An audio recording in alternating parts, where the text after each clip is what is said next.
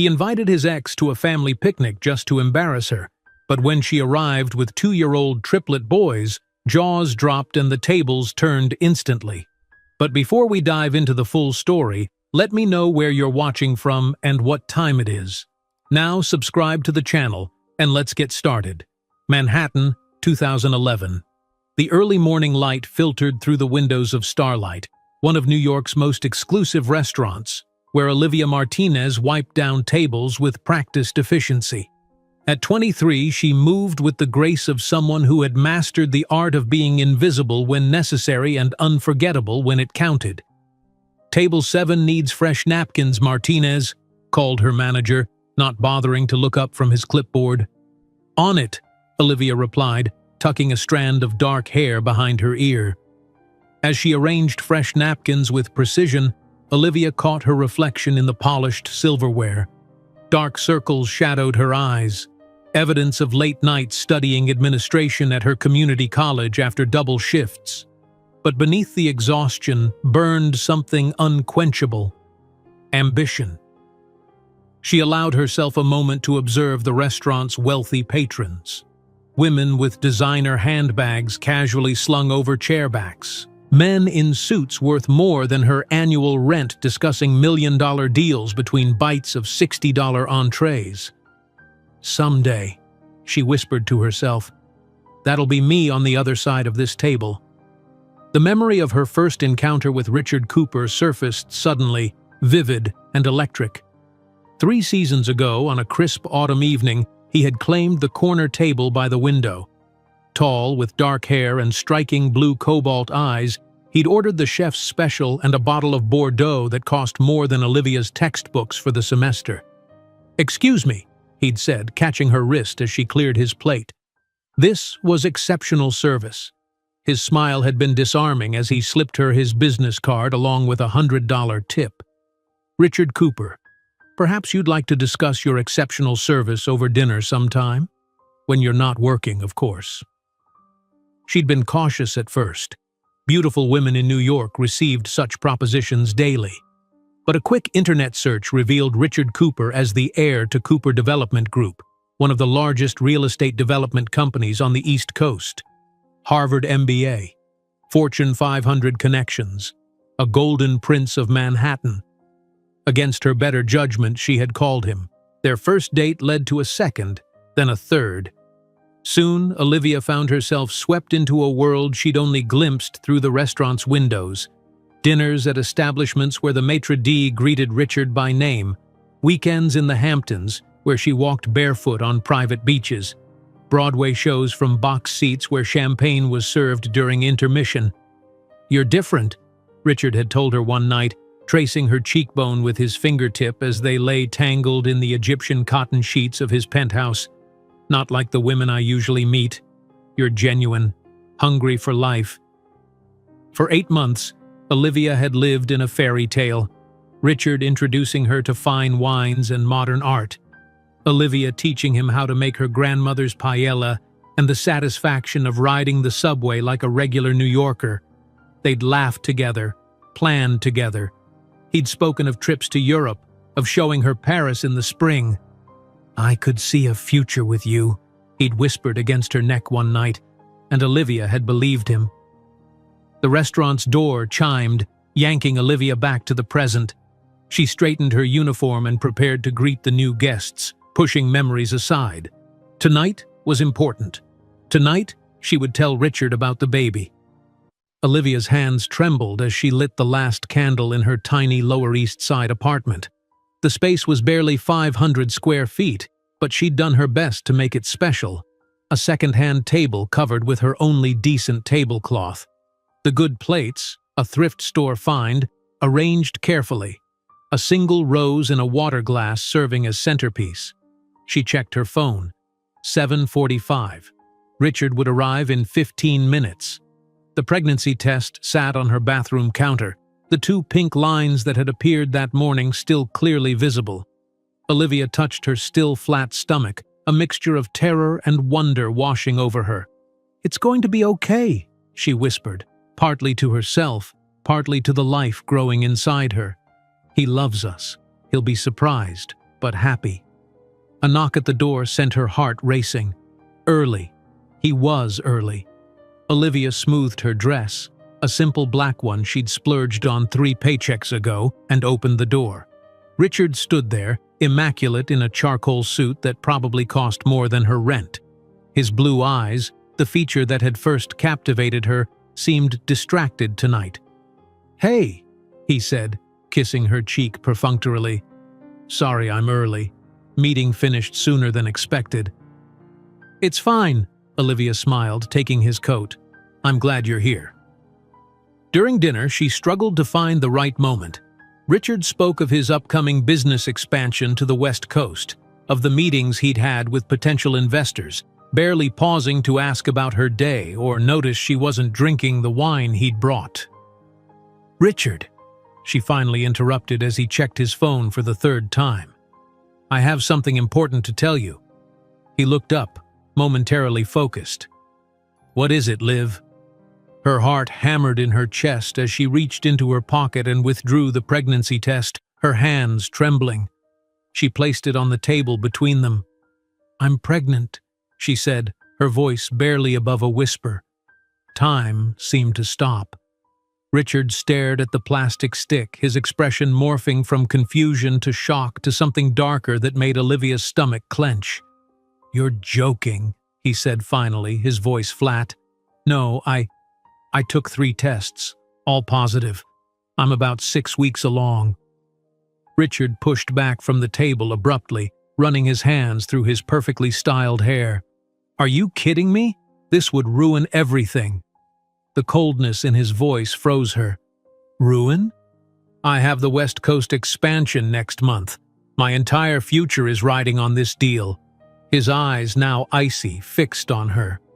"A baby? With you? My family would never accept this." Each word struck like physical blows. "Your family? Richard, I thought—" "Let's be realistic, Liv." His voice took on a cruel edge she'd never heard before. "You're a waitress from Queens with no connections, no refinement. You would never be accepted in my circle.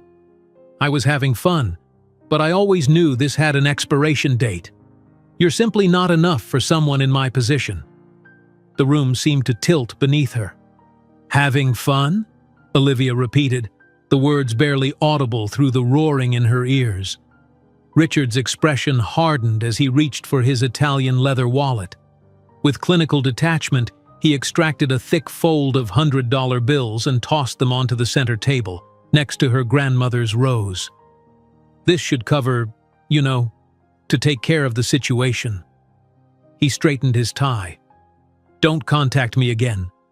Olivia stared at the money, unable to comprehend what was happening. "Richard, I don't want your money. This is our baby." "There is no our anything," he cut her off, already moving toward the door. "I'm not going to throw away my future for a mistake. Fix this, Olivia." The door closed behind him with a decisive click. For several seconds, Olivia remained frozen at the table, the candlelight flickering across the stack of bills he'd left, as if her pregnancy, their relationship, their supposed love could be quantified in currency and dismissed. Reality crashed in like a tidal wave. 3 months behind on rent, no health insurance, abandoned by the man who said he loved her, and pregnant. Her legs gave way as she stumbled to the bathroom, violent sobs tearing from her throat as she collapsed onto the cold tile floor. Hours seemed to pass as she huddled there, arms wrapped around herself, crying until there were no tears left. Past midnight, Olivia finally pulled herself up using the sink for support. Her reflection in the mirror was unrecognizable. Eyes swollen, mascara streaked down hollow cheeks, lips bloodless. "You're simply not enough for someone in my position." His words echoed in her mind, each syllable a fresh cut. In the harsh bathroom light, with her waitress uniform hanging on the door and textbooks stacked by her bed, she could almost believe him. Almost. Something shifted in her eyes as she stared at her reflection, a spark igniting in the darkness. She splashed cold water on her face, wiped away the smeared makeup, and walked back to the dining room. The money still lay on the table, obscene in its casualness. Olivia stared at it for a long moment before gathering the bills with steady hands. Her phone showed 3 missed calls from the restaurant. She'd missed her evening shift, something she'd never done before. Another problem for tomorrow's list. Tonight, she needed to think. Olivia sank onto her worn sofa, calculator in hand. 3 months of back rent, doctor's visits without insurance, prenatal vitamins, the eventual cost of childbirth, the staggering expenses of raising a child alone in New York City. The numbers blurred before her eyes, impossible mountains to climb on a waitress's tips and student loans already weighing her down. "You're simply not enough," his words again taunting her. "We'll see about that," Olivia whispered to the empty apartment, one hand resting protectively over her stomach. "We will see exactly what I'm capable of, Richard Cooper." Dawn found her still awake, a new resolve hardening within her like steel being forged. She would not be discarded. She would not be erased. Whatever it took, she would find a way to survive, to thrive, without him. As the first light of morning painted her tiny apartment in gold, Olivia Martinez made a silent promise to herself and the life within her. The world had not seen what she could do yet. Richard Cooper had not seen what he had just thrown away, and one day he would regret it with every fiber of his being. While the lights of Manhattan glimmered through the foggy window, Olivia couldn't imagine that 12 years later she would return to the city not as a desperate waitress, but as a billionaire about to purchase the entire building where Richard Cooper maintained his office. The morning light burned Olivia's eyes as she stared at the stack of bills on her kitchen counter. 3 weeks had passed since Richard's departure, and the world had continued its merciless spin. The pregnancy test, once a harbinger of hope, now sat in her drawer like a painful memento. Her phone rang, the restaurant's number flashing on the screen. With trembling fingers, she answered. "Martinez, where are you? Second shift you've missed this week," her manager barked. "I'm sorry, I've been sick. I'll be there in—" "Don't bother. We've hired someone else. Pick up your last check Friday." The line went dead before she could respond. Olivia slumped against the wall, her hand instinctively moving to her still flat stomach. Another door closed. She allowed herself exactly 60 seconds of despair before straightening her shoulders. "We're not giving up," she whispered to her unborn child. "We adjust." Within hours, she had combed through every job listing she could find. By sunset, she had 3 interviews scheduled, none asking questions about potential pregnancies, all desperate enough for workers that they might overlook her condition for a while. The next morning, Olivia stood in the bathroom of a midtown office building, straightening her only blazer, a second-hand purchase that hung loose on her frame. Her reflection showed shadows beneath her eyes, but determination burned in their depths. "I need this job," she told her reflection, smoothing her hair one last time. The interviewer, a bored, middle-aged woman, barely looked up from Olivia's resume. "Experience? 4 years in customer service, proficient in Microsoft Office, currently pursuing a business administration degree." The woman's eyes flickered to Olivia's midsection, still unnoticeable to most, but perhaps a professional eye could detect the subtle changes in her posture, the careful way she sat. "We'll call you," she said dismissively, already reaching for the next resume. The same scene repeated twice more that day. By evening, trudging up the stairs to her apartment, Olivia felt the weight of rejection pressing down on her shoulders. 3 interviews, 3 polite dismissals. Her phone chimed with a text message from her landlord. "Rent overdue. Pay by Friday or eviction proceedings begin." Panic threatened to overwhelm her as she unlocked her door. The tiny apartment, once her haven, now felt like a trap slowly closing around her. 3 months behind on rent, no job, no health insurance, and a baby growing inside her. She allowed herself 5 minutes of tears before wiping her face with resolute hands. Opening her laptop, she began searching again, expanding her criteria, lowering her expectations. By dawn, she had 3 leads, none desirable, all necessary. The office cleaning service hired her on the spot. 6 to 9 a.m., 7 days a week, the supervisor explained, handing her a gray uniform. Bathrooms need special attention. The executives are particular. The sandwich shop offered afternoon shifts. 2 to 6, weekdays, said the owner, eyeing her suspiciously. You're not gonna flake out on me, right? I need reliable. The freelance data entry position required no interview at all, just a typing test she passed with flying colors. Work from home, get paid per completed document, the email confirmation read. Deadlines are non-negotiable. 3 jobs. Barely enough hours in the day to fit them all. Nowhere near enough hours for sleep. On her first morning as an office cleaner, Olivia knelt before a toilet in the executive bathroom, scrubbing furiously as her stomach churned with morning sickness. Sweat beaded on her forehead as she fought the urge to vomit. You're simply not enough, Richard's voice echoed in her mind. She scrubbed harder, her knuckles whitening around the brush. Watch me, she whispered to the phantom voice. By afternoon, donning the sandwich shop's gaudy apron, Olivia forced smiles for customers while her feet throbbed.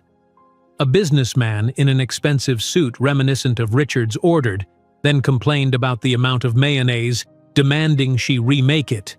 She complied without comment, though her back screamed in protest. Night found her hunched over her laptop, eyes burning as she transcribed endless documents until 3 in the morning. When she finally collapsed into bed, her alarm would ring again in 2 hours. Days bled into weeks. Olivia moved through life like a machine, cleaning, serving, typing, sleeping in precious snatched hours. Her bank account slowly climbed from dangerous red to cautious black. The eviction notice was postponed. Small victories. Her body protested the punishing schedule. Dark circles became permanent fixtures under her eyes. Her clothes hung looser everywhere except her gradually expanding midsection. But inside, something hardened, a core of steel forming around her heart. 12 weeks into her pregnancy, Olivia sat alone in a crowded waiting room at a public clinic, the only medical care she could afford. All around her, women with rounded bellies sat with partners who held their hands, mothers who fussed over them, friends who chatted excitedly about baby names. Olivia clutched her purse, fighting the loneliness that threatened to consume her. When her name was called, she followed the nurse down a sterile hallway, her footsteps echoing in the silence. The technician was kind, at least. "First baby?" she asked, spreading cold gel across Olivia's small bump. "Yes," Olivia replied, her voice barely audible. "Dad not in the picture?" Olivia swallowed hard. "No." The technician nodded without judgment, moving the ultrasound wand across Olivia's stomach. Her brow furrowed suddenly. That's interesting," she murmured, adjusting the wand. Fear clutched at Olivia's heart. "Is something wrong?" "Not wrong," the technician said slowly. "But I'm seeing... Let me just check. Yes, there are 3 separate heartbeats here." The room seemed to tilt. 3? "Congratulations," the technician said, turning the screen toward Olivia. "You're having triplets." 3 distinct shapes pulsed on the grainy screen. 3 heartbeats. 3 babies. "Triplets," Olivia repeated, the word foreign on her tongue. The doctor confirmed it minutes later, his expression grave as he explained the increased risks, the specialized care she would need, the likelihood of bed rest in the later stages. "Do you have a support system?" he asked carefully. "Family? The father?" Olivia shook her head, still numb with shock. He sighed, scribbling on a prescription pad. "I'm referring you to a social services program for high-risk pregnancies. They can help with resources." In the corridor outside, clutching the ultrasound images and referral slip, Olivia finally allowed reality to sink in. Not 1 baby, but 3. Not single motherhood, but triple. The impossibility of the situation crashed over her like a tidal wave. For a moment, despair threatened to pull her under. 3 babies. 3 of everything. 3 college funds. 3 sets of clothes, 3 times the responsibility. Alone on a hard plastic chair in the public clinic's corridor, Olivia cried. Not from despair this time, but with a strange, fierce determination. She placed her hand over her belly, now understanding why it had seemed to grow faster than expected. "You'll have everything you deserve," she whispered to the 3 tiny lives inside her, "and one day we'll show him the terrible mistake he made." That evening, instead of collapsing into bed after her data entry shift, Olivia researched everything she could about multiple births. The risks were significant, the expenses astronomical, the challenges beyond anything she had imagined. She would need help, not Richard's, never his, but something. The social services program the doctor had recommended was her first step. The following morning, stealing an hour between cleaning offices and serving sandwiches, Olivia sat in another waiting room completing endless forms.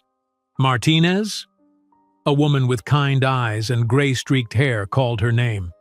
Elena Diaz introduced herself as a social worker specializing in supporting vulnerable pregnant women.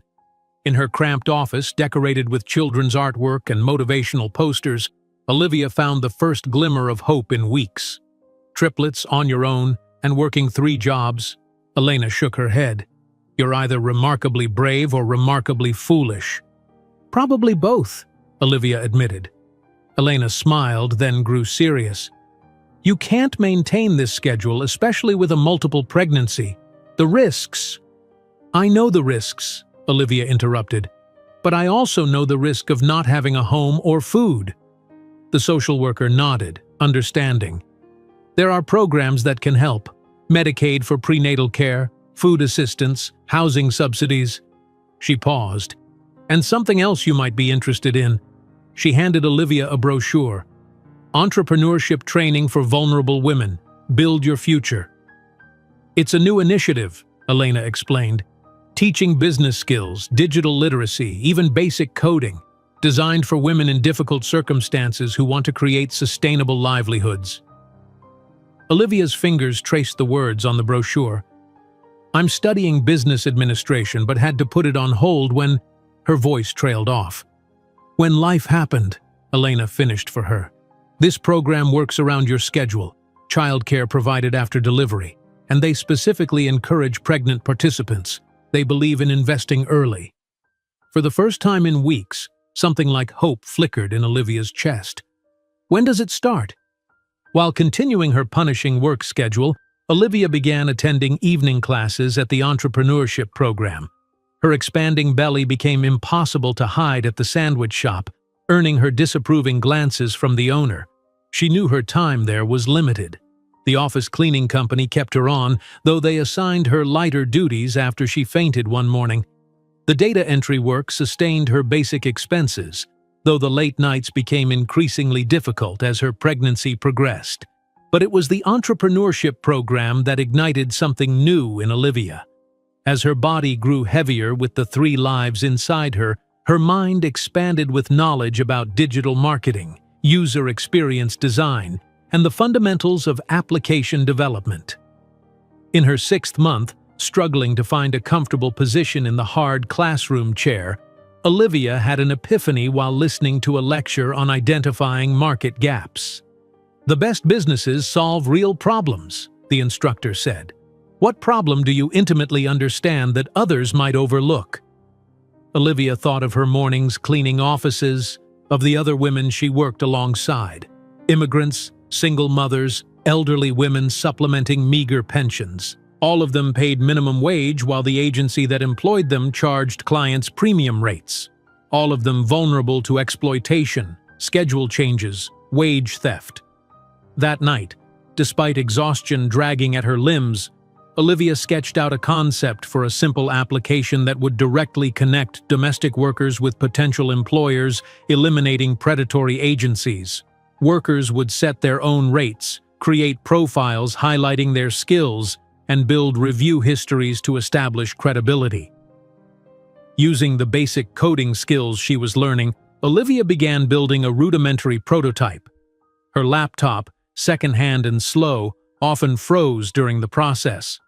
Her cramped apartment, with bills still piling up despite her multiple jobs, hardly seemed the birthplace of a tech solution. Yet each night, as the triplets kicked and rolled within her, Olivia worked on her project with single-minded focus. When her doctor advised bed rest in her 7th month due to concerns about premature labor, she transformed her bed into a workstation, laptop balanced on her enormous belly. The program's culmination was a small startup fair where participants could present their ideas to local business mentors and small-scale investors. Olivia, now in her 8th month and moving with the graceless determination of a woman carrying 3 babies, rehearsed her pitch endlessly.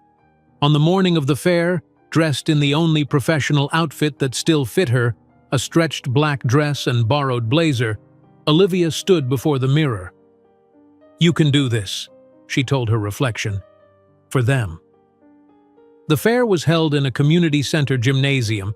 Each participant allocated a small table to display their concept. Olivia's setup was modest, her laptop showing the prototype, simple business cards printed at the library, and a handwritten sign, "Fair work, dignity through direct connection." Most investors passed her table with polite smiles.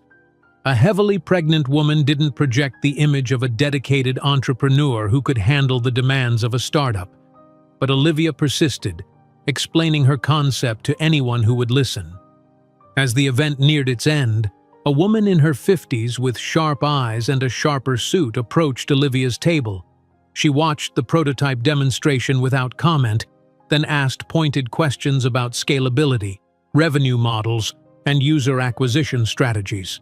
Olivia answered with the confidence of someone who had considered these questions during countless sleepless nights. Finally, the woman handed Olivia her card. "I fund female-led startups that solve real problems," she said. "This has potential. Email me after your delivery. We should talk." That night, as Olivia placed the business card carefully in her wallet, she felt the first strong contraction grip her body. Her hand flew to her enormous belly as reality settled in. The triplets were coming early. Between gasps of pain, she called Elena, who promised to meet her at the hospital. As the taxi raced through nighttime streets, Olivia clutched her laptop bag along with her hastily packed hospital essentials. Even in labor, she couldn't bear to be separated from the fragile beginning of her future. In the hospital room, between monitoring triplets' heartbeats and her own contractions, Olivia made a solemn promise to her unborn children. "Richard Cooper may have abandoned us, but that will be the biggest mistake of his life. One day he'll look at us and realize everything he threw away, and I won't be waiting for apologies." That night in the public hospital, between beeping monitors and hurried nurses, Olivia couldn't imagine that in 12 years her children would grow up in mansions and attend the world's finest schools, while the name Martinez would become synonymous with global technological innovation. The harsh fluorescent lights of the hospital hallway cast a pale glow over Olivia's face as she sat alone in a plastic chair, staring at the ultrasound image in her trembling hands. 3 distinct shapes, 3 tiny hearts beating in unison. Her world had expanded and contracted simultaneously in the space of a single doctor's appointment. "Triplets," she whispered again, the reality of it still washing over her in waves. The enormity of what lay ahead threatened to crush her. 3 times the diapers, 3 times the formula, 3 times the responsibility.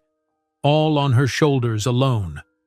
The bustling corridor continued its rhythm around her, nurses hurrying past, other patients moving to and from appointments, a cleaner mopping the linoleum floor. No one noticed the young woman having her private moment of reckoning with destiny. Olivia pressed her palm against her belly, still small, but now making sense in its rapid growth. "We'll figure this out," she promised the 3 lives inside her. "Somehow." The bus ride home was a blur, her mind racing with calculations and contingencies. Her current jobs barely covered her expenses for one person. The meager savings she'd managed to accumulate would vanish within weeks once the babies arrived. And the physical reality of carrying triplets meant she wouldn't be able to maintain her punishing work schedule much longer. As the bus jolted through Manhattan traffic, Olivia unfolded the referral slip the doctor had given her. Comprehensive Support Program for At-Risk Pregnancies, the heading read, followed by an address in a community center not far from her apartment. It took every ounce of her pride to walk through those doors the following morning. Olivia Martinez had never asked for help before. From the age of 16, when her grandmother fell ill, she had been the provider, the problem solver, the one who made things work against impossible odds. Asking for assistance felt like admitting defeat. The waiting room was crowded with women in various stages of pregnancy, some with toddlers clinging to their legs. Olivia took a seat, clutching her paperwork, studying the posters about prenatal nutrition and childcare resources that lined the walls. "Martinez?" A warm voice called her name after an interminable wait. Elena Diaz had the kind eyes of someone who had seen it all but hadn't let it harden her heart. Her office was small but welcoming, with plants on the windowsill and children's artwork pinned to a bulletin board. "Triplets," Elena said, reviewing Olivia's file. "That's quite the surprise." "One I can't afford," Olivia admitted, the words tasting bitter. "And the father is—" Elena left the question hanging. "Not in the picture." Olivia's tone made it clear the subject was closed. Elena nodded, respect in her eyes rather than pity. "Tell me about your situation. Work, housing, support system?" Olivia outlined her precarious existence, the 3 jobs, the overdue rent, the abandoned business administration studies, the complete absence of family support. With each detail, she expected judgment, but Elena's expression remained neutral, professional. "You're working too hard for someone carrying triplets," Elena said finally. "Your doctor will put you on bed rest soon. And then what?" The question hung in the air, the one Olivia had been avoiding. "Then what?" "I'll figure something out," she said, her default response to impossible situations. Elena leaned forward. "You don't have to figure it out alone. That's why we're here." She began outlining resources: Medicaid for prenatal care, nutrition assistance programs, housing subsidies for expectant mothers in crisis. As Elena spoke, Olivia felt the weight on her shoulders shifting, not disappearing but becoming marginally more manageable. When Elena mentioned a special program for women in her situation, Olivia's attention sharpened. "It's called Pathways to Independence," Elena explained, handing her a colorful brochure. "A new initiative for vulnerable women, teaching entrepreneurship skills, digital literacy, even basic coding. The idea is to create sustainable livelihoods that can accommodate the demands of single parenthood." Olivia examined the brochure, something stirring in her chest. Before Richard, before the pregnancy, she had dreamed of launching her own business someday. Her community college courses in administration had been the first step toward that distant goal. "They specifically welcome pregnant participants," Elena continued. "There's childcare provided after delivery, and the schedule is flexible. They believe in investing early." For the first time in weeks, a flicker of hope kindled in Olivia's chest. "When does it start?" 2 days later, Olivia entered a converted warehouse space in a gentrifying corner of Brooklyn. The room was filled with women of diverse ages and backgrounds, all united by a common thread of determination in the face of challenging circumstances. The program director, a former corporate executive who had redirected her career towards social impact, welcomed the group.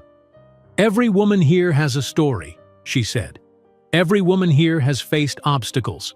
What matters now is what you build with the tools we'll provide." The curriculum was intensive: business fundamentals, digital marketing, user experience design, and introduction to coding. Despite her exhaustion from maintaining her jobs and managing her increasingly difficult pregnancy, Olivia absorbed everything like parched earth soaking up rain. In the evenings, she practiced what she'd learned, using her ancient laptop to experiment with simple coding exercises while balancing a plate of instant noodles on her growing belly. The babies seemed to respond to her concentration, kicking energetically when she solved a particularly challenging problem. By her 6th month of pregnancy, Olivia's body was protesting the punishing schedule. The office cleaning company had reassigned her to lighter duties after she nearly fainted one morning. The sandwich shop owner watched her expanding waistline with increasing displeasure, making it clear her employment was hanging by a thread. It was during a class on identifying market gaps that inspiration struck. The instructor, a successful startup founder, paced before the whiteboard. "The most successful businesses solve real problems," she explained. "Not problems you think exist, but ones you've experienced personally. What challenge do you understand intimately that others might overlook?" Olivia thought of her mornings cleaning offices, of the women who worked alongside her, immigrants without documentation, single mothers juggling multiple jobs, elderly women supplementing meager pensions. All of them paid minimum wage by agencies that charged clients premium rates. All of them vulnerable to exploitation, schedule changes, wage theft. That night, despite exhaustion dragging at her limbs, Olivia sketched a concept for a simple application that would directly connect domestic workers with potential employers, eliminating predatory middlemen. Workers would set their own rates, create profiles highlighting their skills, and build review histories. Employers would gain reliable help while knowing their money went directly to the worker. Using the basic coding skills she was learning, Olivia began building a rudimentary prototype. Her laptop, second-hand and painfully slow, often crashed during the process. Her tiny apartment, with unpaid bills still accumulating in a drawer, hardly seemed the birthplace of a technological solution. Yet each evening, as the triplets tumbled within her, Olivia worked with singular focus. When morning sickness gave way to heartburn, she coded through the discomfort. When her ankles swelled from standing all day at the sandwich shop, she elevated her feet on a stack of books and continued working. In her 7th month, her doctor ordered partial bed rest due to signs of premature labor. "Your body is under tremendous stress carrying 3 babies," he explained. "You need to slow down." For most women, this would have been a devastating blow to their income. For Olivia, it became an unexpected opportunity. Confined to her apartment, she transformed her bed into a workstation and devoted herself fully to developing her application. Elena visited regularly, bringing groceries and checking on her progress. During one such visit, she noticed Olivia's project on the laptop screen. "What's this?" she asked, examining the simple but functional interface. Olivia explained her concept, animation lighting her tired face. "It's called Fair Work. It connects domestic workers directly with employers, cutting out exploitative agencies." Elena studied the prototype, impressed. "The entrepreneurship program is hosting a small startup fair next month. You should present this." Despite her doctor's concerns, Olivia was determined to attend. By her 8th month, moving had become a challenge. Her body, supporting 3 growing babies, protested every step. But on the morning of the fair, she donned the only professional outfit that still fit, a stretched black dress and a borrowed blazer, and made her way to the community center. The fair was modest. 20 participants with tables set up in a gymnasium, a handful of local business mentors and small-scale investors circulating among them. Olivia's display was the simplest. Her laptop showing the prototype, business cards printed at the library, and a hand-lettered sign, "Fair Work, Dignity through Direct Connection." Most investors passed her table with polite smiles that didn't reach their eyes. A heavily pregnant woman didn't project the image of a committed entrepreneur who could handle the demands of a startup. But Olivia persisted, explaining her concept to anyone who would listen. As the event neared its end, a woman in her 50s with calculating eyes and an impeccable suit approached. She watched the prototype demonstration without comment, then asked incisive questions about scalability, revenue models, and user acquisition strategies. Olivia answered with the confidence of someone who had rehearsed these responses during countless sleepless nights. Finally, the woman, Victoria Zhang, according to her business card, nodded. "This has potential," she said. "I fund female-led startups that solve real problems. Email me after your delivery. We should talk." That evening, As Olivia carefully placed the business card in her wallet, she felt the first strong contraction grip her body. Her hand flew to her enormous belly as reality settled in. The triplets were coming early. Between gasps of pain, she called Elena, who promised to meet her at the hospital. As the taxi navigated through evening traffic, Olivia clutched her laptop bag alongside her hastily packed hospital essentials. Even in labor, she couldn't bear to be separated from the embryonic beginning of her future. The hospital admission was a blur of forms, monitors, and medical terminology. Preeclampsia, the doctor said. Dangerous blood pressure levels. The triplets would need to be delivered immediately. Elena arrived just as they were wheeling Olivia toward the delivery room, gripping her hand and promising to stay nearby. "You're not alone in this," she assured her. Hours later, exhausted beyond comprehension, Olivia lay in a recovery bed while her 3 tiny sons fought for life in the NICU.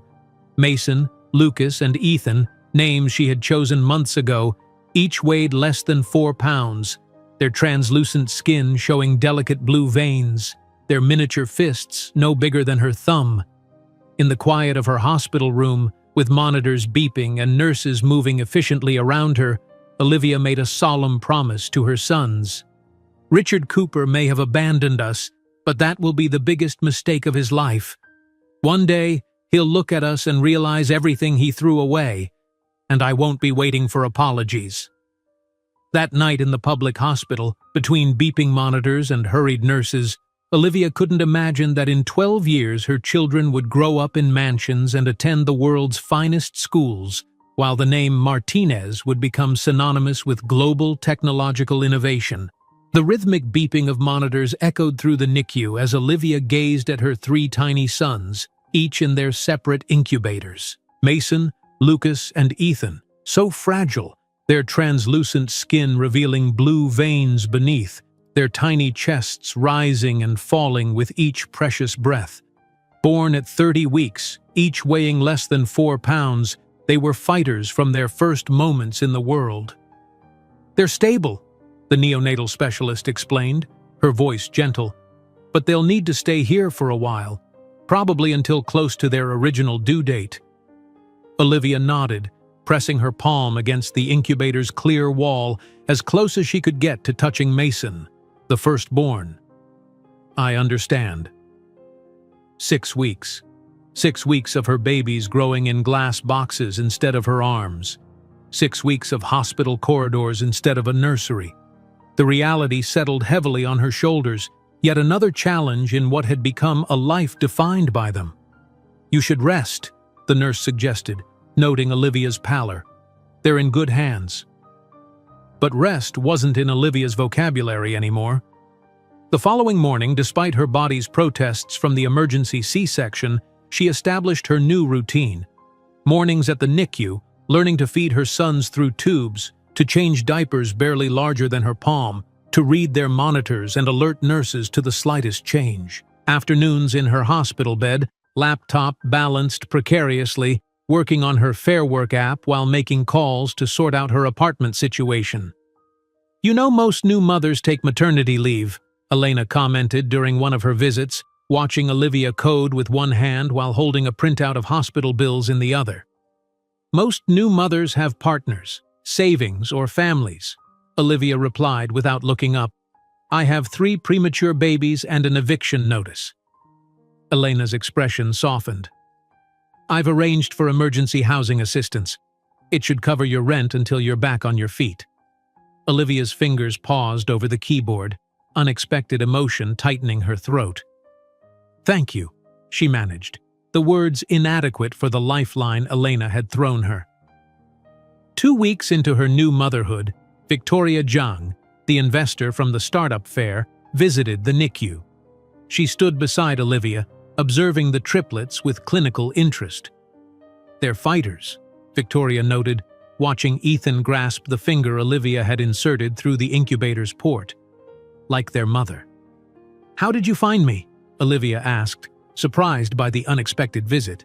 "I make it my business to know promising investments," Victoria replied, "even when they're temporarily in hospitals rather than boardrooms." She glanced at Olivia's laptop, open to the Fair Work code.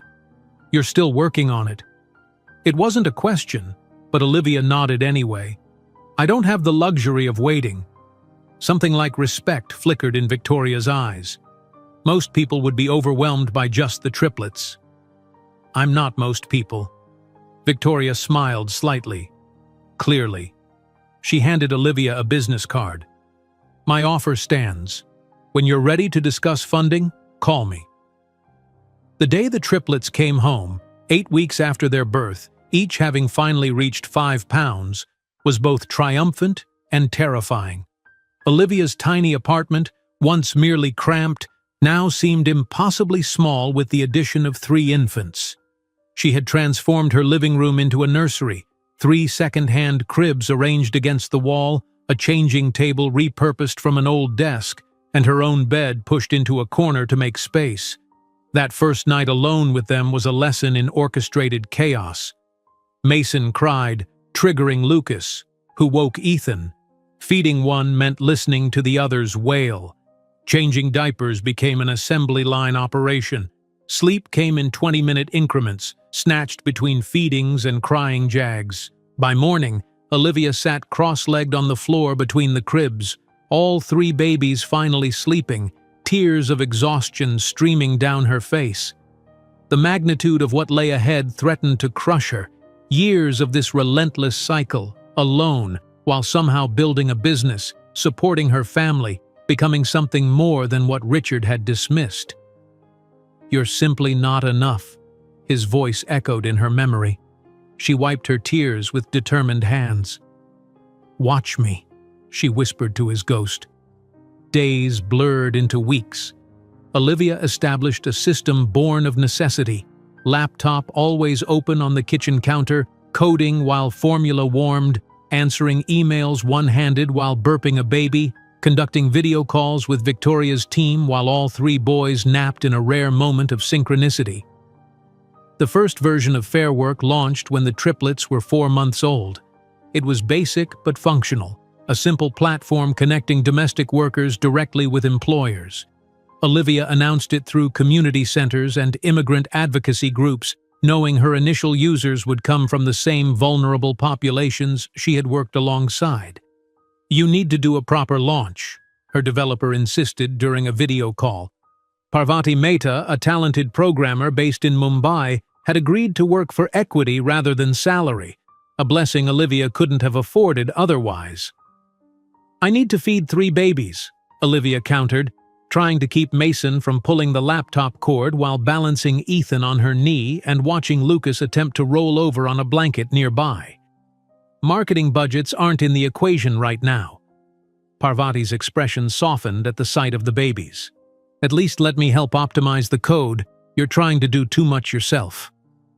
The first positive review came 3 weeks after launch. "Finally receiving what my work is worth," wrote a Jamaican house cleaner who had been exploited by agencies for years. "Thank you, Fair Work." Olivia read the review with tears in her eyes. Mason sleeping against her chest, Lucas and Ethan finally down for their afternoon nap. 1 user, 1 life potentially changed. It wasn't enough, but it was a start. By the time the triplets turned 1, Fair Work had gained 5,000 users across New York City. The boys were developing distinct personalities despite their identical appearances. Mason took his first steps early, always charging ahead with fearless determination. Lucas was more cautious but intensely curious, examining everything with focused attention. Ethan, the quietest, observed the world with analytical patience before attempting new skills.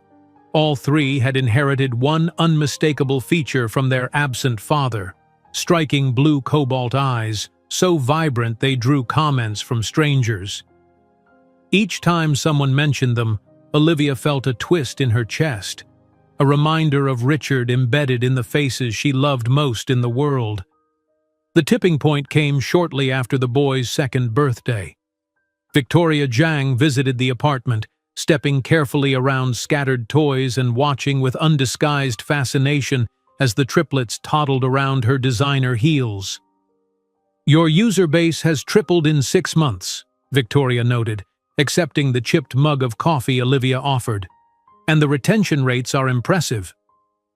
"People stay because it works," Olivia replied, gently redirecting Lucas from pulling Victoria's portfolio from her hands. "We're solving a real problem." Victoria nodded, seemingly unperturbed when Ethan offered her a half-eaten cracker. "You've validated the concept. Now it's time to scale." "Scaling requires capital," Olivia pointed out. "That's why I'm here." Victoria opened her portfolio, revealing documents Olivia had reviewed countless times in her dreams. "I'm prepared to offer $750,000 for a 20% stake in Fairwork." Olivia's heart raced. The number was simultaneously enormous and insufficient for her vision.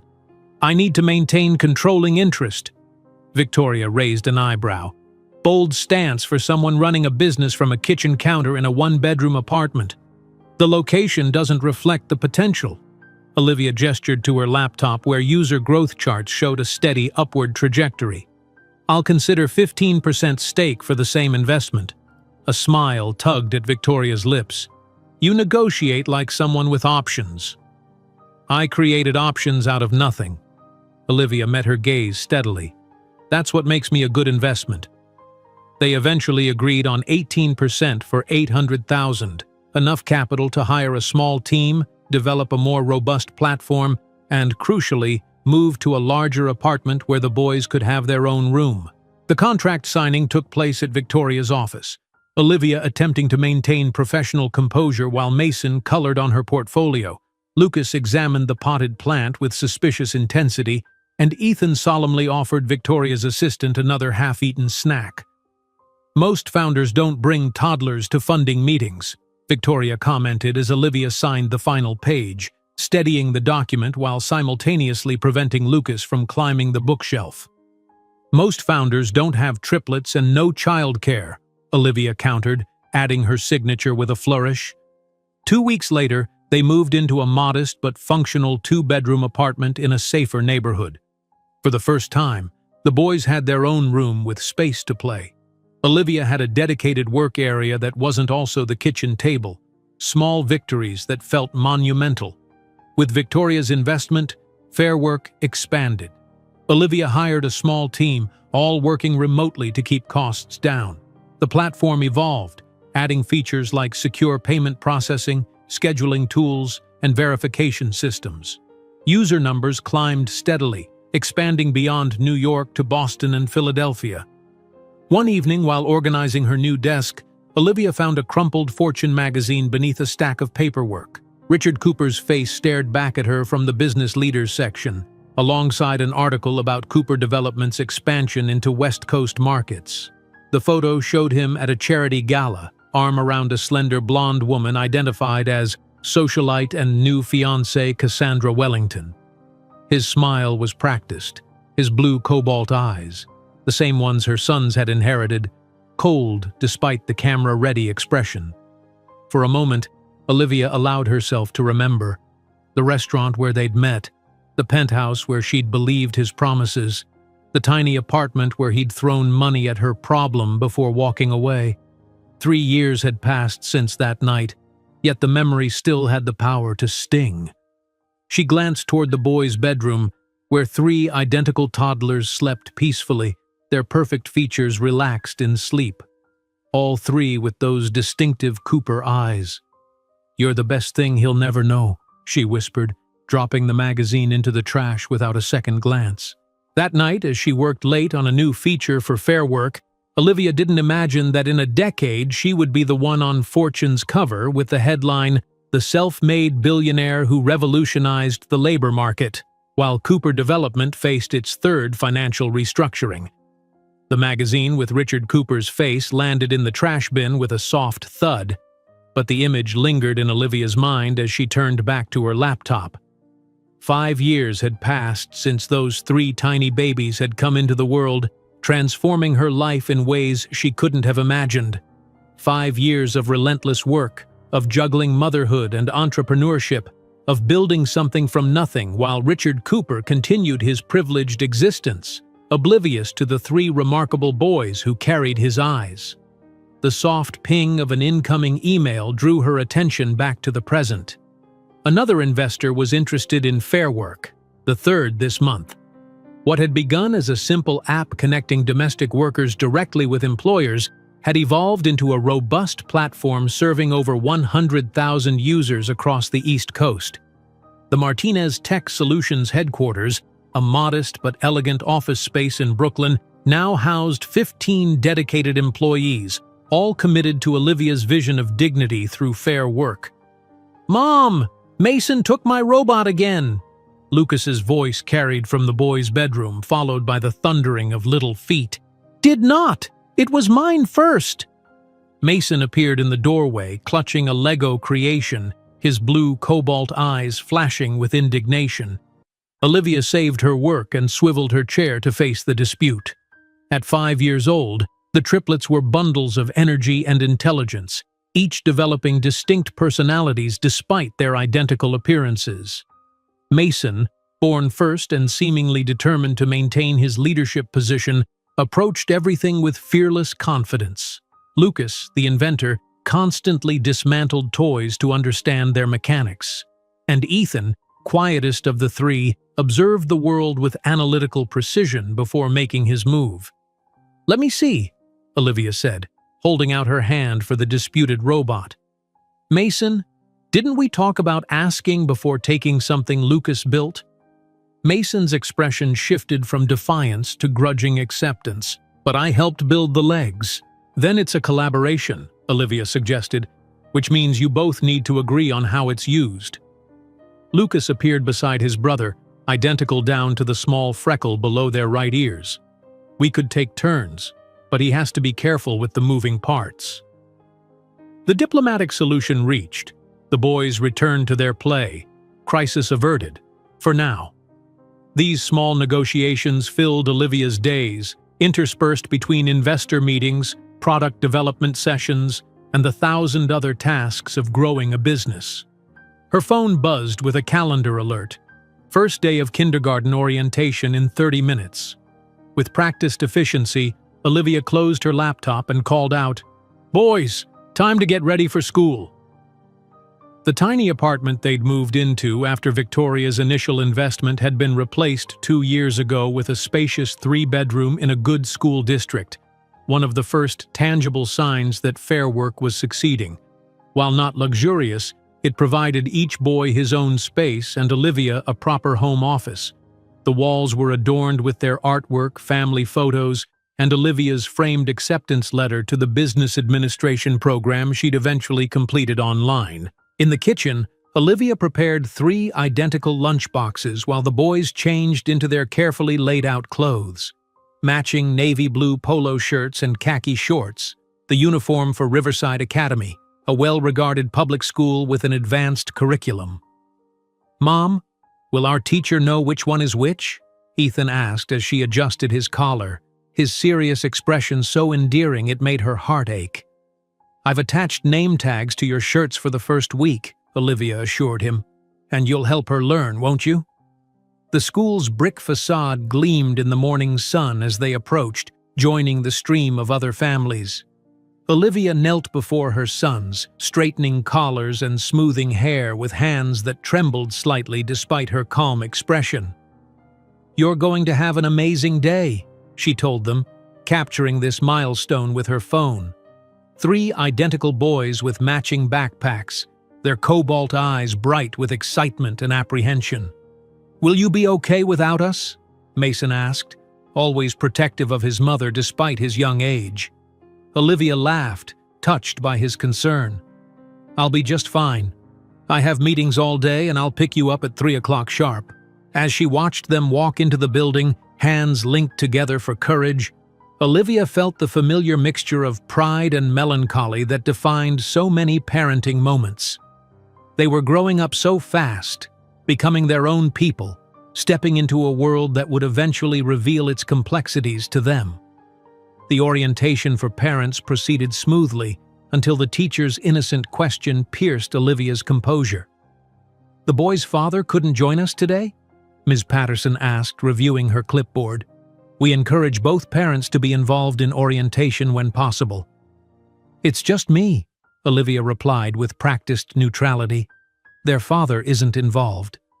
The teacher nodded without judgment, but the familiar ache returned as Olivia glanced around at the many two-parent families in the classroom.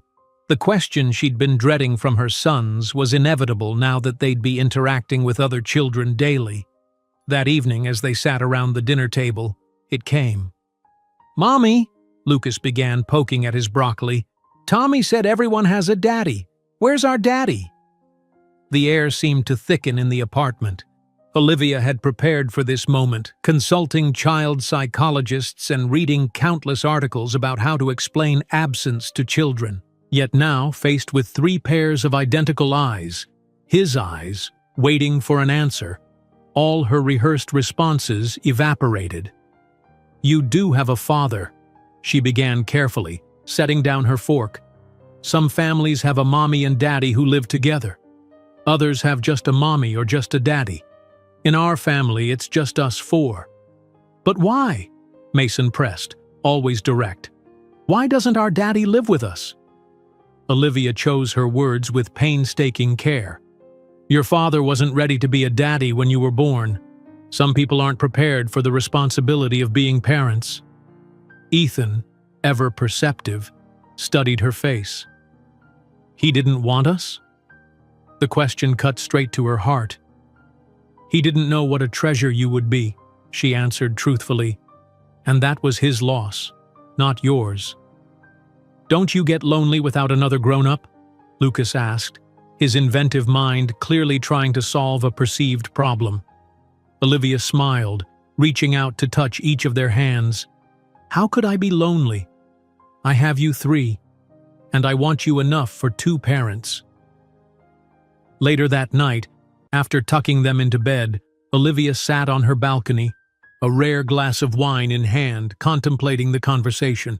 She had protected them from the cruel details, the money Richard had thrown at her to solve the problem, his cutting words about her inadequacy.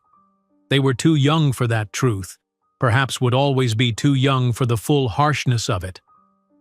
The following week brought a pivotal moment for Martinez Tech Solutions. A major technology conglomerate had expressed interest in acquiring Fairwork, attracted by its growing user base and positive social impact metrics. The offer, $30 million, was substantial enough to turn heads at the board meeting.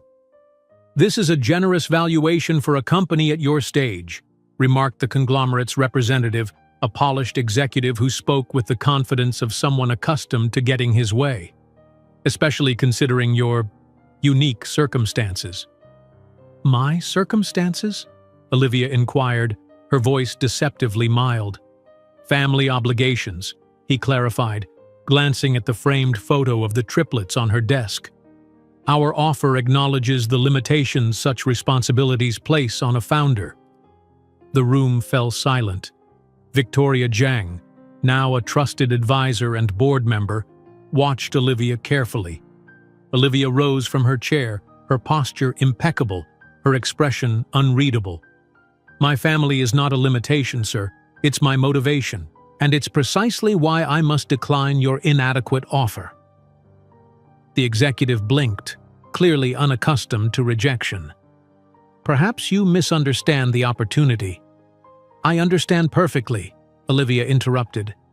"You're undervaluing Fairwork because you believe a single mother of 3 will jump at any exit opportunity. You've mistaken my circumstance for desperation." After the potential buyers had departed, Victoria lingered in the conference room.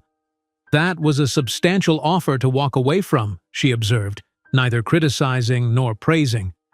"It was the wrong offer," Olivia replied simply. "Fairwork is worth more, not just in dollars, but in impact, and I'm not finished building yet."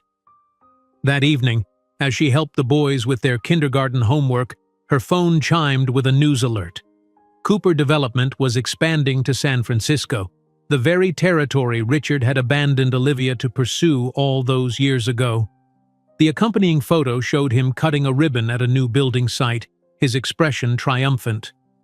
Olivia studied the image dispassionately, noting the signs of age beginning to show around his eyes. the practiced smile that didn't quite reach those cobalt-blue irises. She felt nothing, no anger, no regret, no lingering attachment. Just the quiet satisfaction of knowing she was building something meaningful while raising 3 extraordinary boys who would never inherit his emotional callousness. 6 months later, Olivia stood in the center of a much larger office space, overseeing the installation of the Martinez Tech logo on the wall.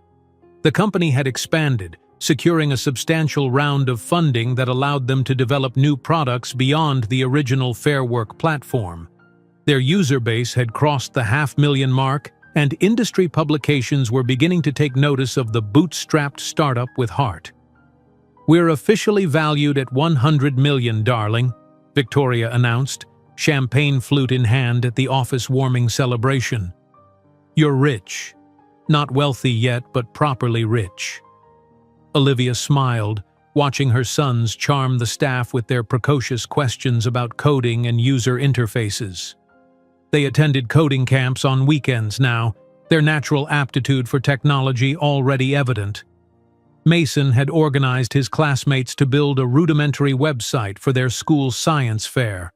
Lucas had dismantled and reassembled Olivia's old laptop to make it faster. Ethan had already memorized complex mathematical formulas well beyond his grade level. "I'm looking at houses," Olivia confided to Victoria. "Something with a yard for the boys to play in." The house she eventually chose was spacious without being ostentatious. 5 bedrooms, a modern kitchen, a backyard with mature trees, and most importantly, excellent internet connectivity for her work-from-home days. Moving day brought tears to her eyes as she watched the boys explore every corner of their new home, claiming spaces and imagining possibilities. That evening, after the movers had left and the boys were finally asleep in their new rooms, Olivia hung the last and most significant item, her community college diploma. The business administration degree she'd eventually completed online, the educational journey Richard had interrupted, now held a place of honor in her home office. As she stepped back to admire it, her phone pinged with an email notification. Martinez Tech had been approved for expansion into the San Francisco market, the very territory Richard Cooper had once claimed as his destiny. While signing the documents for the new house, Olivia didn't know that the Martinez Tech headquarters in San Francisco would be built directly across from the building where Richard Cooper maintained his West Coast office, a daily reminder to him of what could have been his. The San Francisco skyline glittered in the late afternoon sun as Olivia Martinez stood at the floor-to-ceiling windows of her newly established headquarters. 3 years had passed since she'd purchased that first family home, and in that time, Martinez Tech Solutions had transformed from a promising startup into a technological force to be reckoned with. The gleaming modern building with its sweeping views of the bay perfectly embodied this evolution. Glass and steel, elegant yet unpretentious, with the name Martinez displayed in sleek lettering across the facade. Behind her, the executive boardroom hummed with anticipation as her leadership team arranged materials for the quarterly meeting. Olivia smoothed the lapel of her tailored Armani suit, a far cry from the second-hand clothes she'd once worn to clean office bathrooms before dawn, and turned to face the table. "Let's begin," she announced, taking her seat at the head of the polished conference table. "Q3 results have exceeded projections by 17%. The meeting progressed with the efficiency that had become Olivia's trademark. The Fair Work platform now served over 2 million users nationwide, while their newer products, secure payment processing systems for independent contractors and automated scheduling software, were rapidly gaining market share. The company valuation had reached $1.5 billion, putting Martinez Tech firmly in unicorn territory. "We've identified 3 potential acquisition targets," her CFO explained, distributing detailed reports. "Each would strengthen our position in different market segments." Olivia nodded, reviewing the financials with practiced precision. At 35, she had developed the confident presence of someone accustomed to making multi-million-dollar decisions. Her dark hair, once pulled back in a practical ponytail during her waitressing days, now fell in sleek waves around her shoulders, framing features that had transformed from pretty to striking with maturity and success. A commotion outside the boardroom interrupted the presentation. The door burst open, revealing 3 identical 8-year-old boys in the crisp uniforms of Bayview Academy, their backpacks slung over narrow shoulders. "Mom, Mrs. Chen let us out early because of the science fair setup," Mason announced, his cobalt blue eyes, identical to his brothers and so hauntingly reminiscent of their absent fathers, shining with excitement. Olivia's expression softened immediately. "Gentlemen, we've discussed boardroom protocol," she said, her tone gently reproving but warm. "Sorry," they chorused, not looking particularly contrite. Her team members smiled, accustomed to these occasional interruptions. The triplets were familiar fixtures at Martinez Tech, spending afternoons in the designated children's area when school ended before Olivia's workday. "We'll finish this at 4, Olivia told her team, closing her portfolio. "Take 30 minutes to review the acquisition targets in detail." As the executives filed out, offering fist bumps to the boys, Olivia approached her sons. "How was school today?" "I organized our team for the robotics project," Mason said, straightening to his full height with unconscious authority. Even at 8, he demonstrated the natural leadership qualities that had his teachers predicting a future CEO.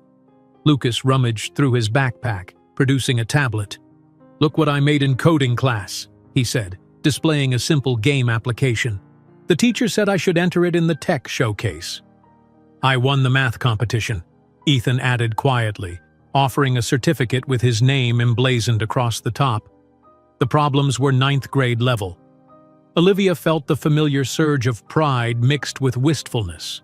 Her sons were extraordinary, intelligent, confident, and kind, despite their privileged upbringing. She had worked relentlessly to ensure they never felt the absence of a father, surrounding them with positive male role models. Her CTO who taught them coding on weekends, her longtime attorney who coached Mason's debate team, her entrepreneurship professor from business school who mentored all 3 during summer programs. "I'm proud of all of you," she said, embracing each boy in turn. "Let's get you settled in the play area before my next meeting." As they walked through the open concept office, Olivia noticed the admiring glances her sons attracted. It wasn't just their identical good looks or their evident intelligence, it was the confidence with which they carried themselves, the respectful way they greeted employees, the absence of the entitled behavior that often plagued children of wealth. The Martinez Tech children's area was no ordinary corporate daycare. Equipped with advanced computers, 3D printers, and engineering toys, it reflected Olivia's belief that her sons should understand and participate in her world rather than be segregated from it. Through the glass walls, she could see them immediately immersing themselves, Mason organizing game pieces, Lucas examining the innards of a disassembled laptop, Ethan calculating trajectories for a marble run. Her assistant approached as Olivia returned to her office. "Ms. Zhang is on line 1 regarding the West Coast expansion, and the quarterly reports are ready for your review." Olivia nodded, settling behind her desk with its panoramic view of San Francisco Bay. Victoria Zhang had remained a trusted advisor even as Martinez Tech had outgrown its need for her investment firm's capital. Their relationship had evolved from investor-founder to genuine friendship, with Victoria serving as both mentor and occasional confidant. "Victoria," she greeted, pressing the speaker button. "How's London?" "Rainy, as expected," came the crisp reply. "I've reviewed the expansion plans. The new development in the financial district is perfect positioning, directly across from Cooper Development's headquarters, I notice." Olivia kept her expression neutral, though no one was there to see it. "Is it? I hadn't realized." Victoria's knowing chuckle filtered through the speaker. "Of course not. Pure coincidence that your new flagship building will tower over the struggling Cooper offices." The truth was more complex than Olivia would admit. She hadn't consciously chosen the location to antagonize Richard Cooper, but she couldn't deny a flutter of satisfaction when the real estate agent had mentioned its proximity to Cooper Development. According to Business News, the once mighty company had weathered several financial storms in recent years, with rumors of over-leveraged properties and failed international ventures. "The location simply makes strategic sense," Olivia replied evenly. "The acquisition team is reviewing the final contract now." After finishing the call, Olivia found herself drawn back to the window, gazing at the city that had become her company's new home. 3 years ago, relocating Martinez Tech's headquarters from New York to San Francisco had been a calculated business decision. The Silicon Valley ecosystem offered unparalleled access to talent, technology, and venture capital. For the Triplets, it meant opportunities at the nation's most progressive schools. Her phone chimed with a news alert. "Cooper Development seeks partners for financial restructuring." The accompanying photograph showed Richard Cooper, now 40 years old with hints of silver at his temples, looking considerably less confident than in previous press images. The article detailed a series of failed investments in Asian markets and mounting debt that had eroded the company's once solid foundation. Olivia felt no satisfaction at his troubles. The wound he'd inflicted had scarred over long ago, leaving not pain but wisdom in its wake.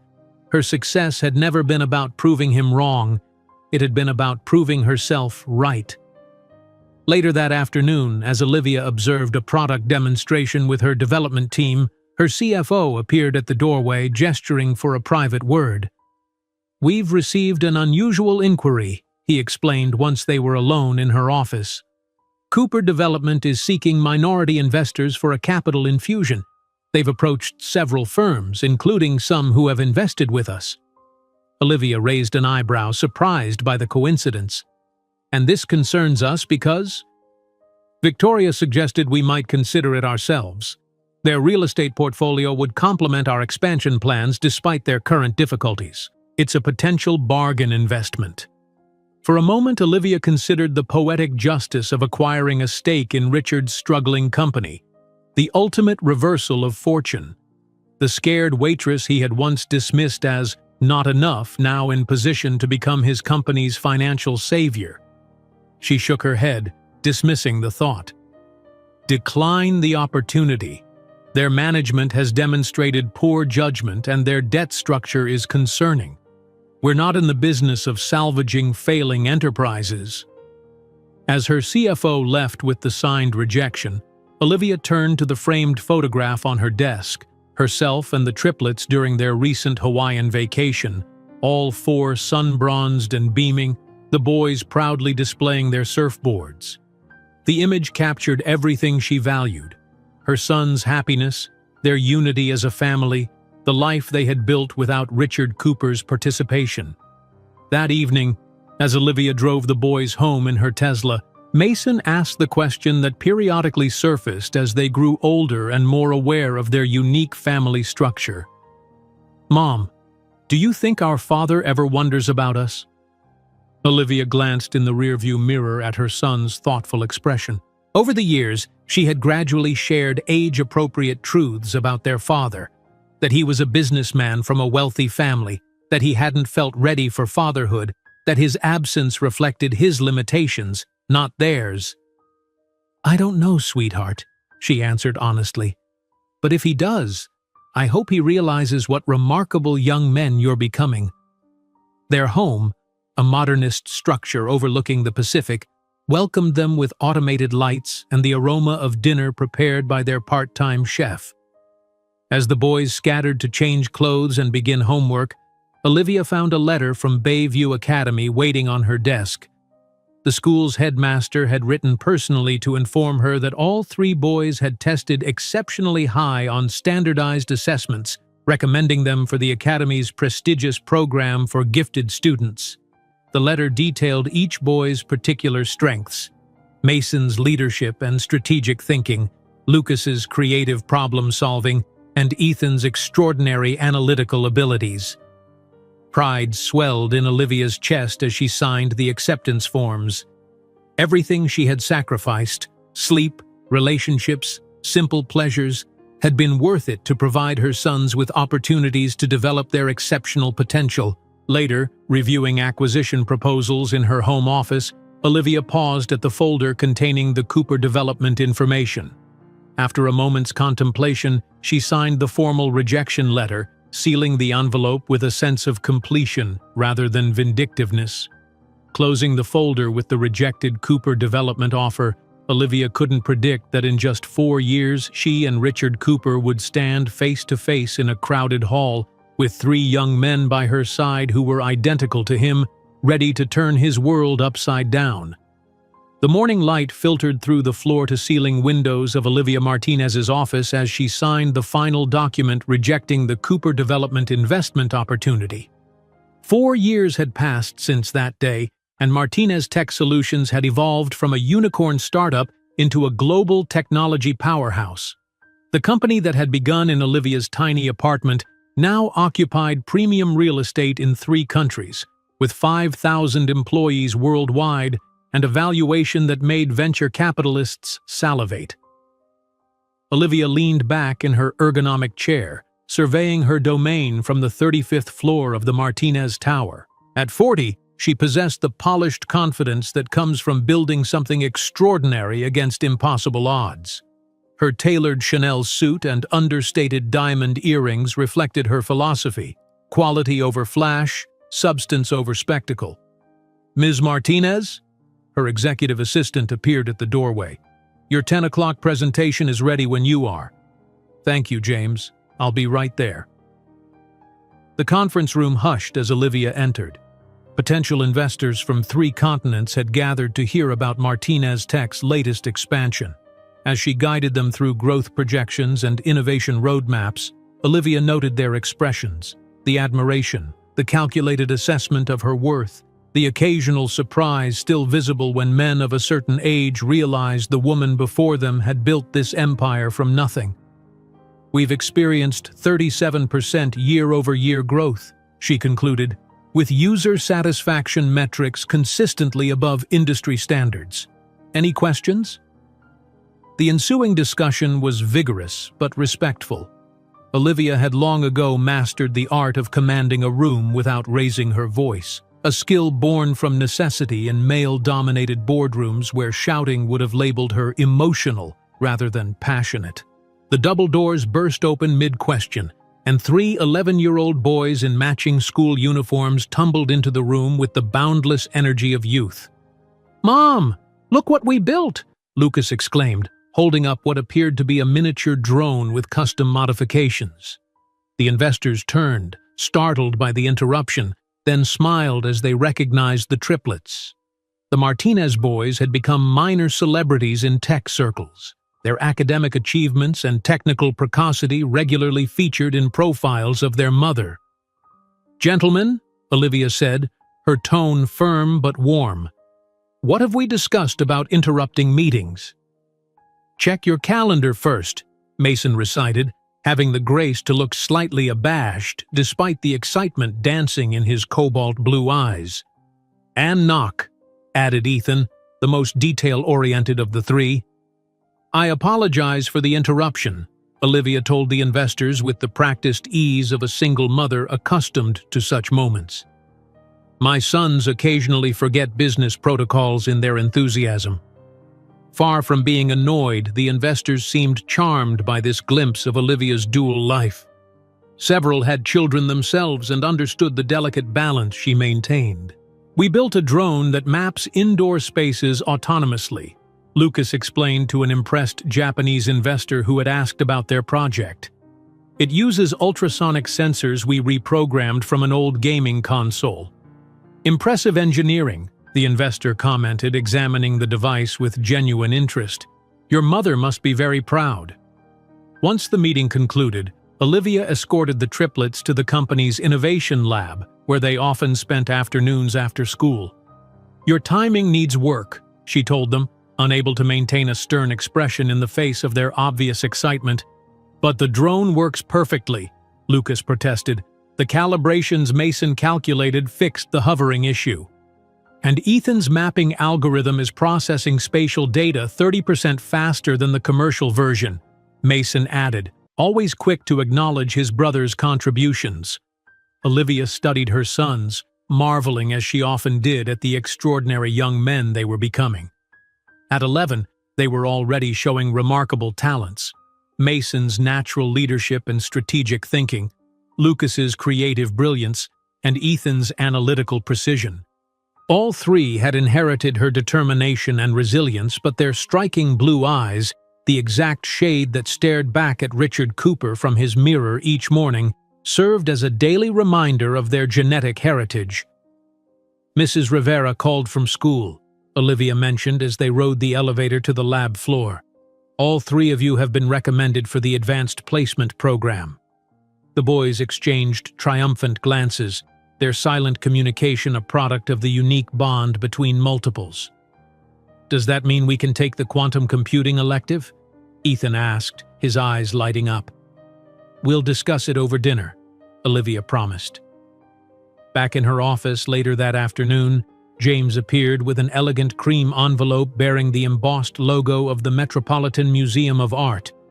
This just arrived via courier, Ms. Martinez, marked personal and priority. Olivia opened it with curiosity. Inside, a formal invitation requested her presence as an honoree at the Met's annual gala benefiting educational initiatives for underprivileged youth. The Martinez Foundation, Olivia's philanthropic organization focused on supporting single mothers in technology, had been selected for special recognition. The Metropolitan Museum Gala, James mused, noting the details as Olivia dictated her response. That's quite prestigious. Black tie, New York's elite. When was the last time you were in Manhattan? 12 years ago, Olivia replied quietly. She hadn't returned to the city where her story began since fleeing with 3 newborns and shattered dreams, determined to build a different life on the opposite coast. That evening, at their clifftop home overlooking the Pacific, Olivia brought up the invitation over dinner. The foundation is being honored at a major event in New York next month, she explained, watching her son's reactions. I think it's time we visited the city where I started out, where you were born. New York? Mason's eyes widened. Like actual Manhattan? Where the Avengers Tower would be if it were real? Lucas was already reaching for his tablet. Can we visit NASA's Engineering Center while we're there? They have a public exhibition on Mars rover technology. The Museum of Mathematics has a new interactive topology exhibit, Ethan added thoughtfully. Olivia smiled at their enthusiasm, though her mind drifted to other landmarks. The restaurant where she'd waitressed, the tiny apartment where Richard had abandoned her, the hospital where 3 tiny boys had fought their way into the world. Is New York where our father lives? Mason asked suddenly, his perceptiveness catching Olivia off guard. The question hung in the air, heavier than the others. Over the years, Olivia had answered their questions about their father with age-appropriate honesty, that he was a businessman from a wealthy family, that he hadn't been ready for fatherhood, that his absence reflected his limitations rather than any failing of theirs. Yes, she answered carefully. He likely still lives there. Will we see him? Lucas asked, curiosity rather than longing in his voice. That's not the purpose of our trip, Olivia replied. We're going because the Martinez Foundation is being recognized for its work helping young people like I once was. The boys seemed satisfied with this answer, quickly returning to planning their New York adventures. Olivia breathed a silent sigh of relief. At 11, they were still innocent enough to accept the simplified version of their origin story. Someday, they would ask harder questions about the man who had rejected them before they were born. But not yet. Later that night, as Olivia reviewed the gala details, her phone chimed with a news alert. The Cooper Development Group was listed as one of the event's corporate sponsors. A quick search revealed that Richard Cooper served on the organizing committee, a transparent attempt to rehabilitate his company's struggling image through philanthropy. Olivia closed her laptop, oddly calm at this discovery. The universe had a peculiar sense of humor, orchestrating this potential reunion after 12 years of separation. The frightened, heartbroken waitress who had fled New York would return as one of the most powerful women in technology, accompanied by 3 remarkable boys who might have been Richard's legacy Had he made different choices? The following weeks were a flurry of preparation. Stylist appointments for custom formal wear, an exquisite Valentino gown for Olivia, perfectly tailored tuxedos for the boys. Travel arrangements, the Martinez private jet, reservations at the Peninsula Hotel, a carefully curated itinerary balancing business obligations with educational opportunities for the triplets. The media interest in your attendance is significant, James reported, managing the growing list of interview requests. Forbes wants an exclusive on the foundation's next initiatives. Time is doing a feature on women changing technology. The New York Times wants to profile you as a returning native daughter made good. Except Forbes and the Times, Olivia decided. The timepiece can wait until after the gala. On the morning of their departure, Olivia stood in her closet, selecting the final items for her suitcase. Her fingers brushed against a small wooden box hidden at the back of a drawer. Inside, the crumpled bills Richard had tossed on her table 12 years ago, never spent, preserved as a reminder of how far she had come. For a moment, she considered taking it, a tangible symbol of her journey from that desperate night to now. Instead, she closed the drawer. She no longer needed physical reminders of Richard Cooper's cruelty to fuel her determination. That chapter was written, bound, and shelved.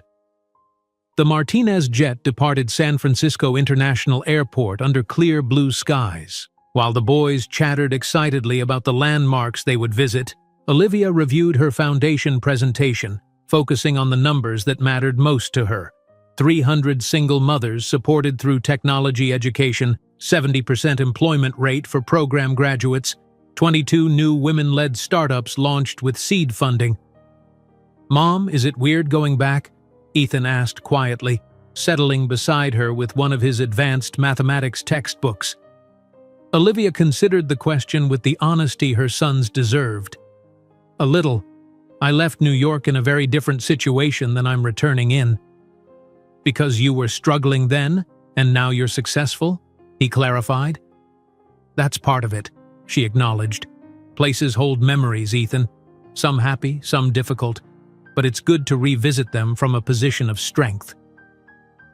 As the jet cruised eastward, Olivia gazed out at the clouds below, a sense of completion settling over her. The circle that began with a desperate young woman fleeing heartbreak was closing with a triumphant return. Whatever happened at the gala, whether she encountered Richard Cooper or not, she was ready. The sleek black limousine glided through Manhattan traffic, the triplets pressed against the windows, absorbing the urban landscape with eager eyes. As they passed through the Lower East Side, Olivia spotted her old apartment building, now dwarfed by luxury condominiums. "Did you really live in an apartment that small, Mom?" Mason asked, noticing her gaze. Olivia smiled, running her hand affectionately through his hair. "Yes, sweetheart. We began with very little, but we built our own path." While the limousine advanced through Manhattan, passing ironically by the building where she once cleaned bathrooms at night, Olivia didn't imagine that in less than 24 hours her story of overcoming would become the most talked-about topic in New York high society, and the name Richard Cooper would become synonymous with national villain. The evening lights of Manhattan created a glittering backdrop as the limousine carrying Olivia and the triplets pulled up to the Metropolitan Museum of Art. Through the tinted windows, she could see the iconic steps already crowded with New York's elite, photographers lined up to capture arrivals, flashbulbs illuminating the night in rhythmic bursts. Inside the vehicle, Olivia took a final moment to herself, gathering the confidence that had become her armor. "You boys remember the protocol?" she asked, adjusting Mason's bow tie. "Stand straight, smile politely, don't fidget with the suits," Mason recited. "Answer questions clearly but briefly," added Lucas. "And stay together unless specifically instructed otherwise," Ethan finished. Olivia nodded, pride warming her chest. "Perfect. This night is important for the foundation, but it's also special because it's your first formal event in the city where you were born." The chauffeur opened the door, and immediately the sounds of the gala washed over them. distant classical music, the murmur of conversations, the steady click of cameras. Olivia emerged first, her custom Valentino gown, a deep midnight blue that complemented her olive skin perfectly, catching the light as she stood to her full height. The triplets followed, identical in their impeccably tailored tuxedos, their cobalt blue eyes bright with excitement. Photographers immediately recognized Olivia Martinez, tech visionary and billionaire philanthropist. The flashes intensified as they captured the striking image of the single mother and her 3 identical sons ascending the Met steps.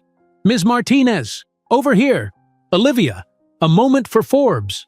Boys, look this way, please!"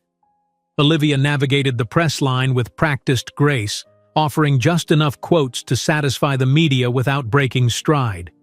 The triplets matched her poise, their natural confidence belying their 11 years as they responded to questions with articulate charm. "We're excited to see the Met's technological preservation methods," Lucas told a reporter who'd asked what they were looking forward to. "And supporting our mother's foundation," Mason added smoothly. Inside the grand entrance hall, attendants directed them toward the main exhibition space, transformed tonight into a glittering wonderland of fine art, floral arrangements, and elegantly dressed guests. Olivia accepted a champagne flute from a passing waiter, scanning the room with casual interest that masked her heightened awareness.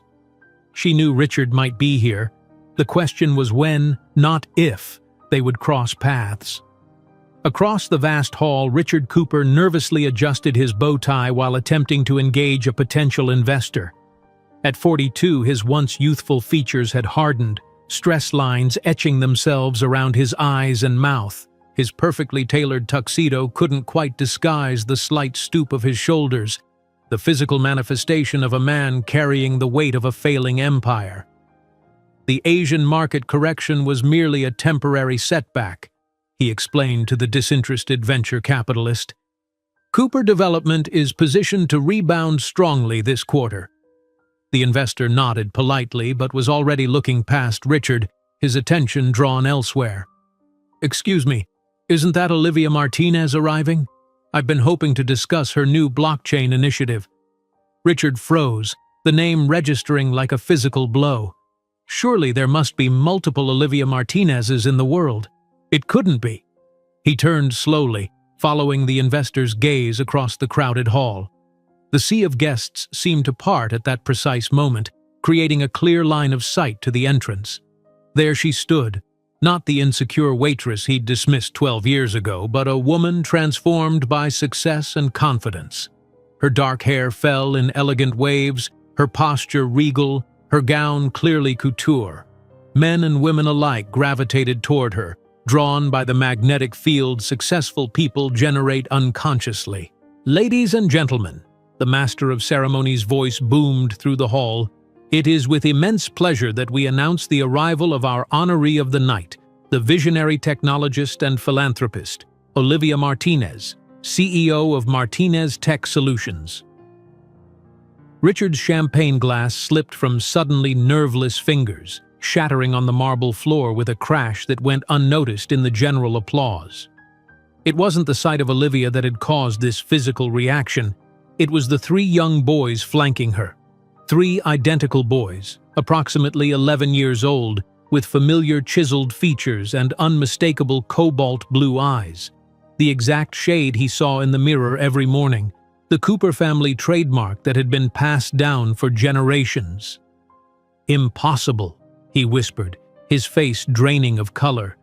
Those boys, those eerily identical triplets with his eyes, his jawline, even the characteristic slight tilt of the head that his father had always displayed. They couldn't be. She had taken care of the problem. He had given her money specifically for that purpose. Nearby guests glanced curiously at Richard, noting his obvious distress and the broken glass at his feet. A server hurried over with a towel, but Richard barely noticed, his gaze fixed on Olivia and the boys as they made their way deeper into the gala, accepting congratulations and introductions. With shaking hands, he calculated backward. 12 years. The boys appeared to be around 11. The timing aligned perfectly with that final night in her apartment, when he had walked away without a backward glance, tossing cash on her table with callous finality. Across the room, Olivia circulated with practiced ease, introducing her sons to influential figures in technology, arts, and philanthropy. She fielded compliments about both her professional accomplishments and her remarkable young men with gracious modesty. "Mason is our natural leader," she explained to the dean of a prestigious preparatory school. "Lucas has an inventor's mind, and Ethan sees patterns and solutions where others see only chaos. Extraordinary genetic fortune to have 3 such gifted children," the dean remarked. "Fortune had little to do with it," Olivia replied with a smile that didn't quite reach her eyes. "Dedication and hard work shaped them into who they are." She felt it before she saw it, that peculiar prickling sensation of being watched intently. Turning slightly, Olivia's gaze connected with Richard's across the crowded room. For a heartbeat, time seemed suspended as recognition flashed between them. His face, older now and strained with shock, was still instantly familiar. The handsome features that had once made her heart race now evoked nothing beyond a clinical observation of the toll time and stress had taken. Olivia didn't allow her composed expression to falter. She had mentally rehearsed this moment for years, imagining various scenarios for their inevitable reunion. Now that it had arrived, she found herself unexpectedly calm. The man who had once wielded such devastating power over her emotions now seemed diminished, smaller somehow than the specter her memory had preserved. With deliberate grace, she guided her sons toward the opposite side of the hall, acknowledging acquaintances along the way. Let him come to her, if he dared. She had nothing to prove, nothing to hide, and, most significantly, nothing to fear from Richard Cooper. Richard remained frozen in place, watching Olivia navigate the crowd with the poise of someone completely at home in this rarefied atmosphere. This self-assured woman bore little resemblance to the eager, impressionable waitress who had looked at him with such adoration. The boys moved in perfect synchronicity with her, their behavior reflecting careful upbringing and natural confidence. "Richard, darling, you look as though you've seen a ghost." His Aunt Clara's cultured voice broke through his paralysis. At 78, Clara Cooper remained the formidable matriarch of the family, her sharp eyes missing nothing despite her advanced years. She followed his gaze across the room, her expression shifting from curiosity to keen interest as she observed Olivia and the triplets. "Not a ghost, Aunt Clara, a former acquaintance." "Indeed?" Clara's perfectly penciled eyebrow arched. "The honoree, Ms. Martinez? She's causing quite a stir in financial circles. Her company outperformed Cooper Development rather significantly last quarter, I believe." Richard winced at the subtle barb. Clara had never approved of his management of the family business, and its recent struggles had only sharpened her criticism. "I knew her briefly, years ago," he managed, unable to tear his eyes from the triplets. Clara's gaze narrowed as she studied the boys more carefully. Her sharp intake of breath told Richard she had noticed what was unmistakable to anyone familiar with Cooper genetics. "Those children," she said quietly, "have our eyes, exactly our eyes."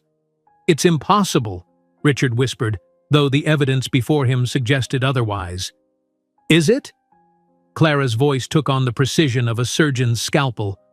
"When exactly did you know this woman, Richard?"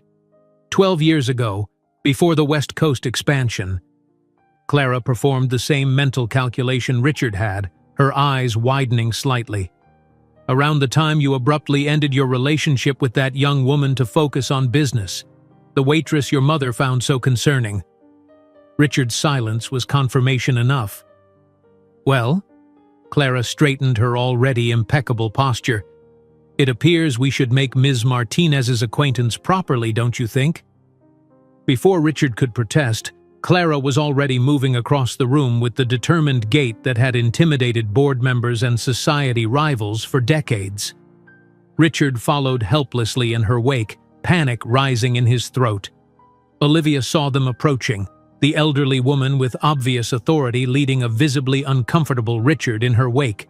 She recognized Clara Cooper from business publications, the family matriarch known for her acerbic wit and uncompromising standards. This promised to be interesting. "Ms. Martinez." Clara extended her hand with old-world formality. "Clara Cooper, I believe you're acquainted with my nephew." Olivia accepted the handshake, her grip firm and professional. "Mrs. Cooper, a pleasure. Yes, Richard and I knew each other briefly, many years ago." Richard stepped forward, his complexion ashen. "Olivia, it's been a long time." "Indeed it has," she replied with polite detachment, as though addressing a casual business contact rather than the man who had once shattered her world. "Mr. Cooper, I believe you haven't met my sons." She gestured to the triplets who had instinctively moved closer to her, sensing the undercurrents of tension. "Mason, Lucas, and Ethan." The boys offered perfect handshakes and polite greetings, studying Richard with open curiosity but no recognition. To them, he was simply another adult in their mother's extensive professional network. Your sons are triplets?" Richard stammered, unable to mask his shock. "Yes, my pride and joy," Olivia answered calmly. "Boys, Mr. Cooper is an old acquaintance." Clara's shrewd eyes moved between the boys and Richard, her expression calculating. "Fascinating family resemblance," she observed, the implication crystal clear. "How old are these fine young men?" "They just turned 11, Olivia replied, meeting the older woman's gaze steadily. 11 years. Clara tapped one manicured finger against her chin. "That's a remarkable coincidence. It was approximately 12 years ago when Richard ended his relationship with a young woman to focus on the West Coast expansion, wasn't it, dear?" The deliberate emphasis on her last word carried decades of practice in exposing uncomfortable truths at social gatherings. Richard's face flushed deep red, then drained to ghostly white. "Aunt Clara, perhaps this isn't the appropriate venue," he began desperately. "Olivia," Richard interrupted, his voice dropping to an urgent whisper as he grasped her elbow. "We need to talk privately. Are they mine?"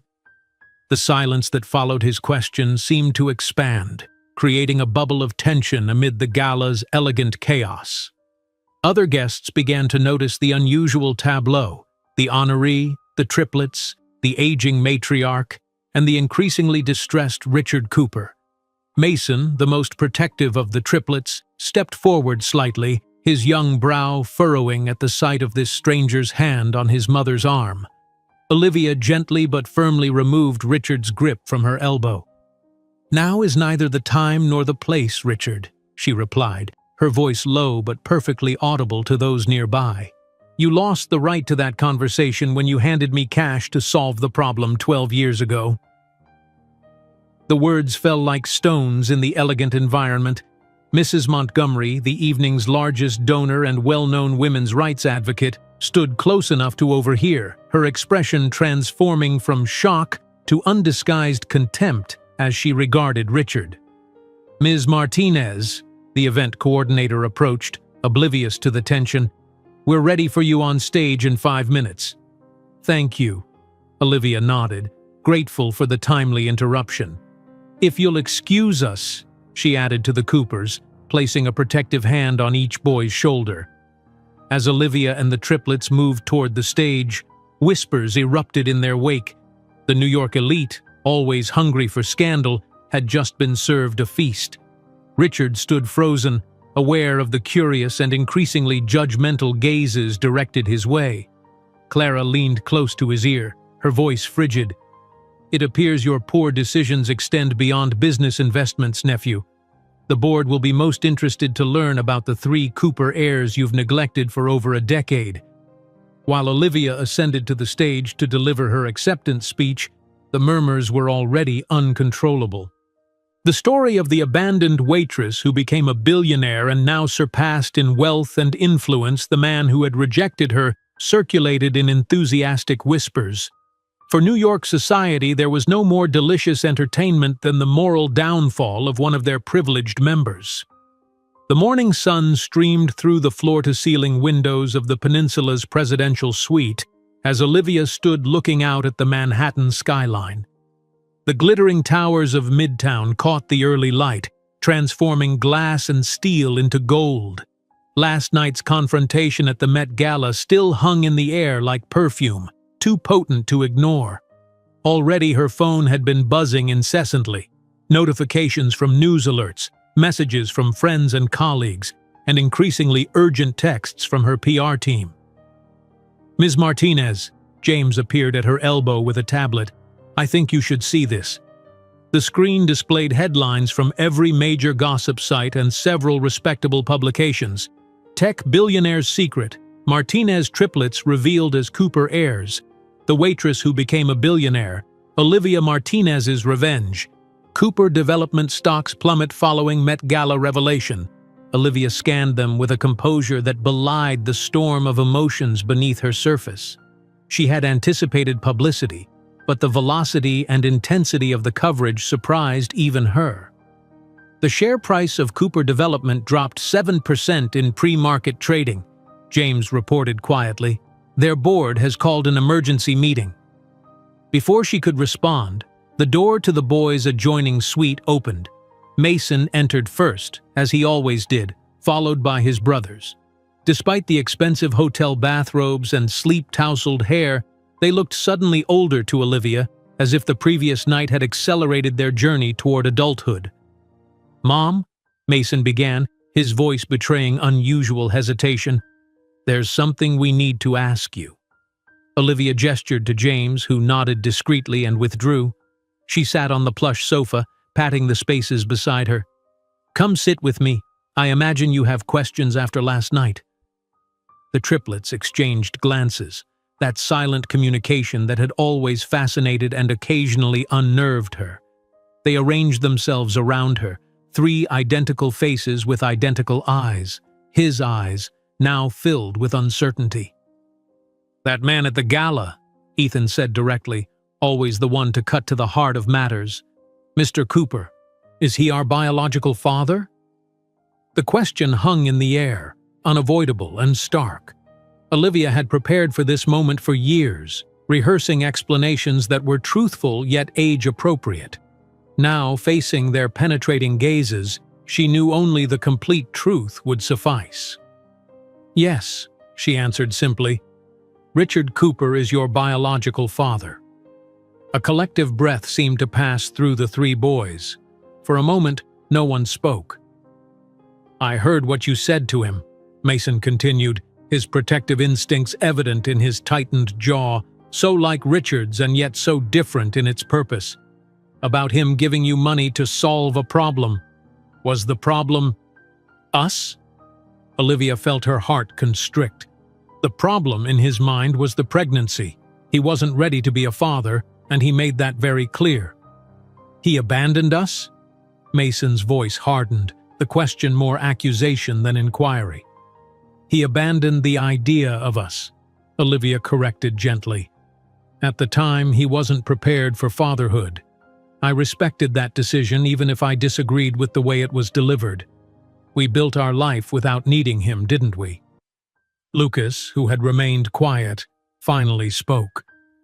"But why didn't you ever tell us who he was specifically? We knew our father wasn't around, but you never told us his name or showed us his picture." "I wanted you to form your own identities without the shadow of rejection," Olivia explained, choosing her words with care. "And as you grew older, I wanted to protect you from the full harshness of how that rejection happened. You deserved to know you were wanted and loved completely, which you always have been, by me." "Does he want to know us now?" Ethan asked, analytical as always, assessing the situation from all angles. Olivia sighed. "I believe he's shocked.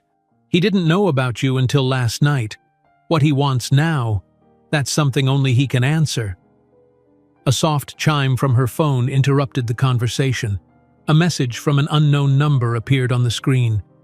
"We need to talk. Please. The Plaza, noon today. Richard." The triplets saw the message before she could hide it.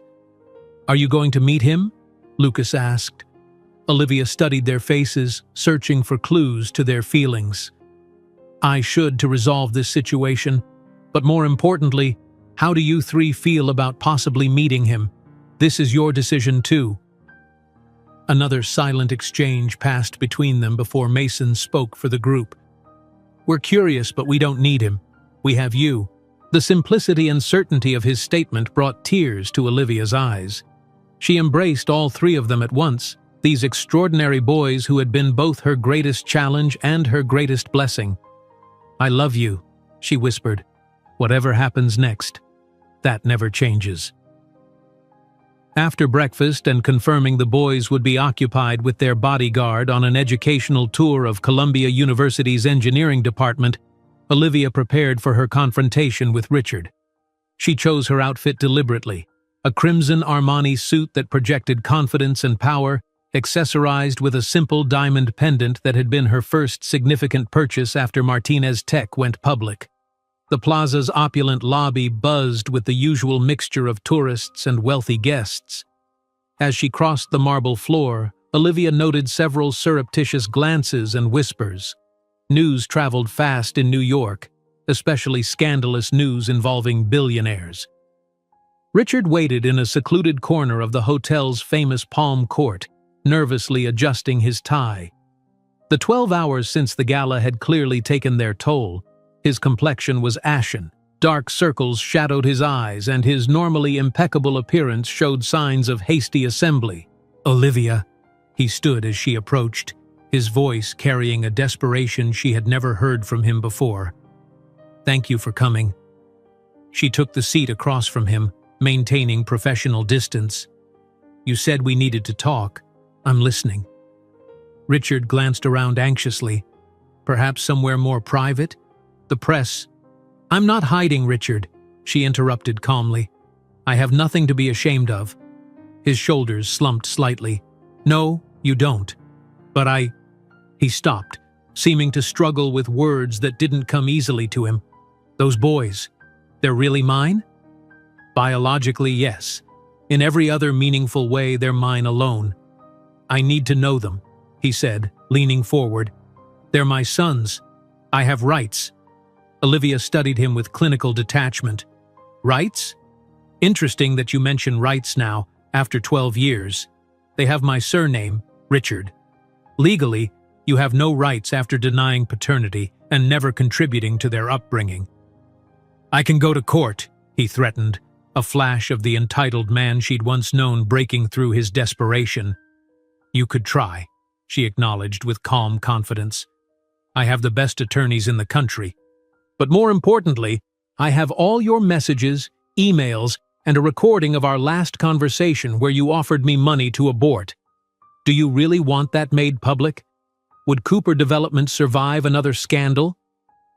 The color drained from his face. What do you want from me? Money? Olivia couldn't suppress a genuine laugh. Richard, my company is worth 3 times what yours is in its entirety. What exactly could you offer me? Then it's revenge? He asked, his voice dropping to a whisper. Destroying my reputation? No, she replied with surprising honesty. This isn't about revenge. It's simply life. You made your decision 12 years ago, and I made mine. I built a fulfilling life, a successful company, and raised 3 wonderful sons. I don't harbor resentments, only indifference. The word indifference seemed to strike him physically. Anger, hatred, desire for revenge, all these he could understand, perhaps even respect. But indifference meant he simply didn't matter anymore. They're Coopers, he insisted, grasping at straws. They have Cooper blood, Cooper eyes. They deserve the Cooper legacy. They're Martinez men, Olivia corrected firmly. The name they've grown up with, the values they embody, the future they're building, all Martinez. Your contribution was biological, nothing more. Do they want to meet me? Richard asked, his voice almost pleading. They know who you are now, Olivia replied, rising from her seat. The decision to know you better is theirs. Mason suggested lunch tomorrow before we return to San Francisco. If they want to develop a relationship after that, I won't stand in the way. but I also won't force one." As she turned to leave, Richard called after her. "My fiancé canceled our engagement this morning. The board is questioning my position. Everything's falling apart because of last night." Olivia paused, looking back at him with something almost like pity. "No, Richard. Everything's falling apart because of 12 years ago. Last night was simply the bill coming due." The following day, under the crystal chandeliers of the peninsula's private dining room, 3 11-year-old boys sat across from the man who had contributed half their genetic material.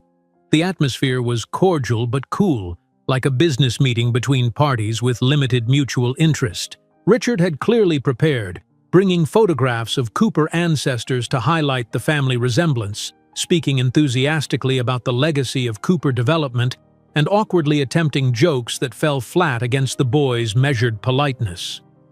"You have your grandfather's analytical mind," he told Ethan, who responded with a non-committal nod. "Mason, you'd make an excellent CEO someday," he ventured, receiving only a raised eyebrow in return. "Lucas, your mother tells me you're interested in engineering. The Coopers have always had a talent for building things," he tried again. "Mom's the engineer in our family," Lucas corrected mildly. "She built an entire technology ecosystem from nothing.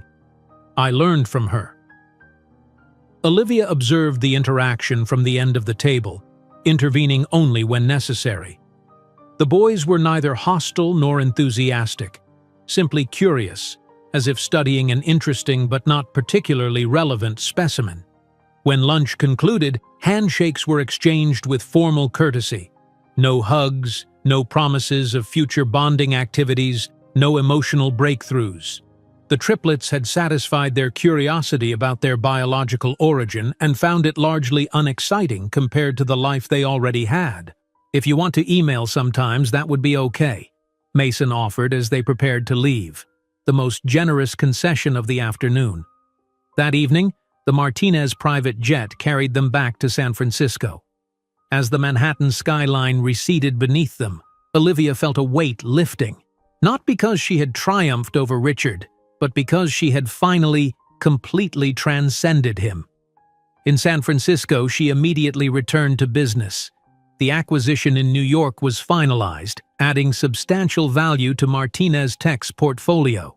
A video conference with international investors confirmed expansion into European markets. On her desk, a framed photograph showed her and the triplets laughing during their annual trip to help build schools in Central America, part of the foundation's philanthropic mission. "Mom," Lucas called from her office doorway, "we'll be late for Ethan's science presentation." Olivia smiled, closing her laptop. The events in New York already seemed distant, almost irrelevant. Richard Cooper was merely a footnote in her success story, a man who failed to recognize the treasure he held until it was far too late. As she drove to school with her sons, Olivia felt complete freedom. It wasn't about revenge or settling scores. It was about building a life so full and meaningful that the abandonment of the past had become irrelevant. The true victory wasn't in confronting Richard, but in completely transcending the power he once held over her. The morning after the flight back to San Francisco carried with it a sense of new beginning.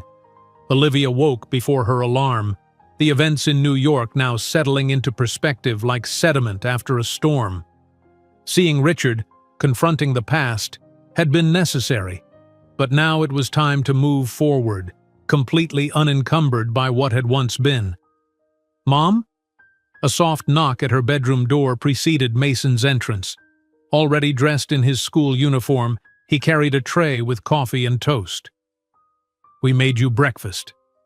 Behind him, Lucas and Ethan appeared, their expressions revealing a mixture of hesitation and determination. "We've been talking," Mason continued, setting the tray on her bedside table. "About yesterday and him." Olivia sat up, patting the edge of her bed. The three boys arranged themselves around her, a protective constellation that warmed her heart. "We think we should meet him again," Mason said carefully. "Not because we need him, but because understanding where we come from might help us know who we are better." It's about completing the picture, Lucas added, like when you're debugging code and need to see all the variables. Ethan nodded. It's not emotional for us, it's informational. Olivia studied their identical faces, marveling at their maturity and self-awareness.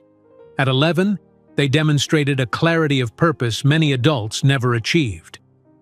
I'm proud of you for thinking this through, she said. If that's what you want, we can arrange something when we're ready. Later that morning, while the boys were at school, Olivia received a call from Victoria Zhang.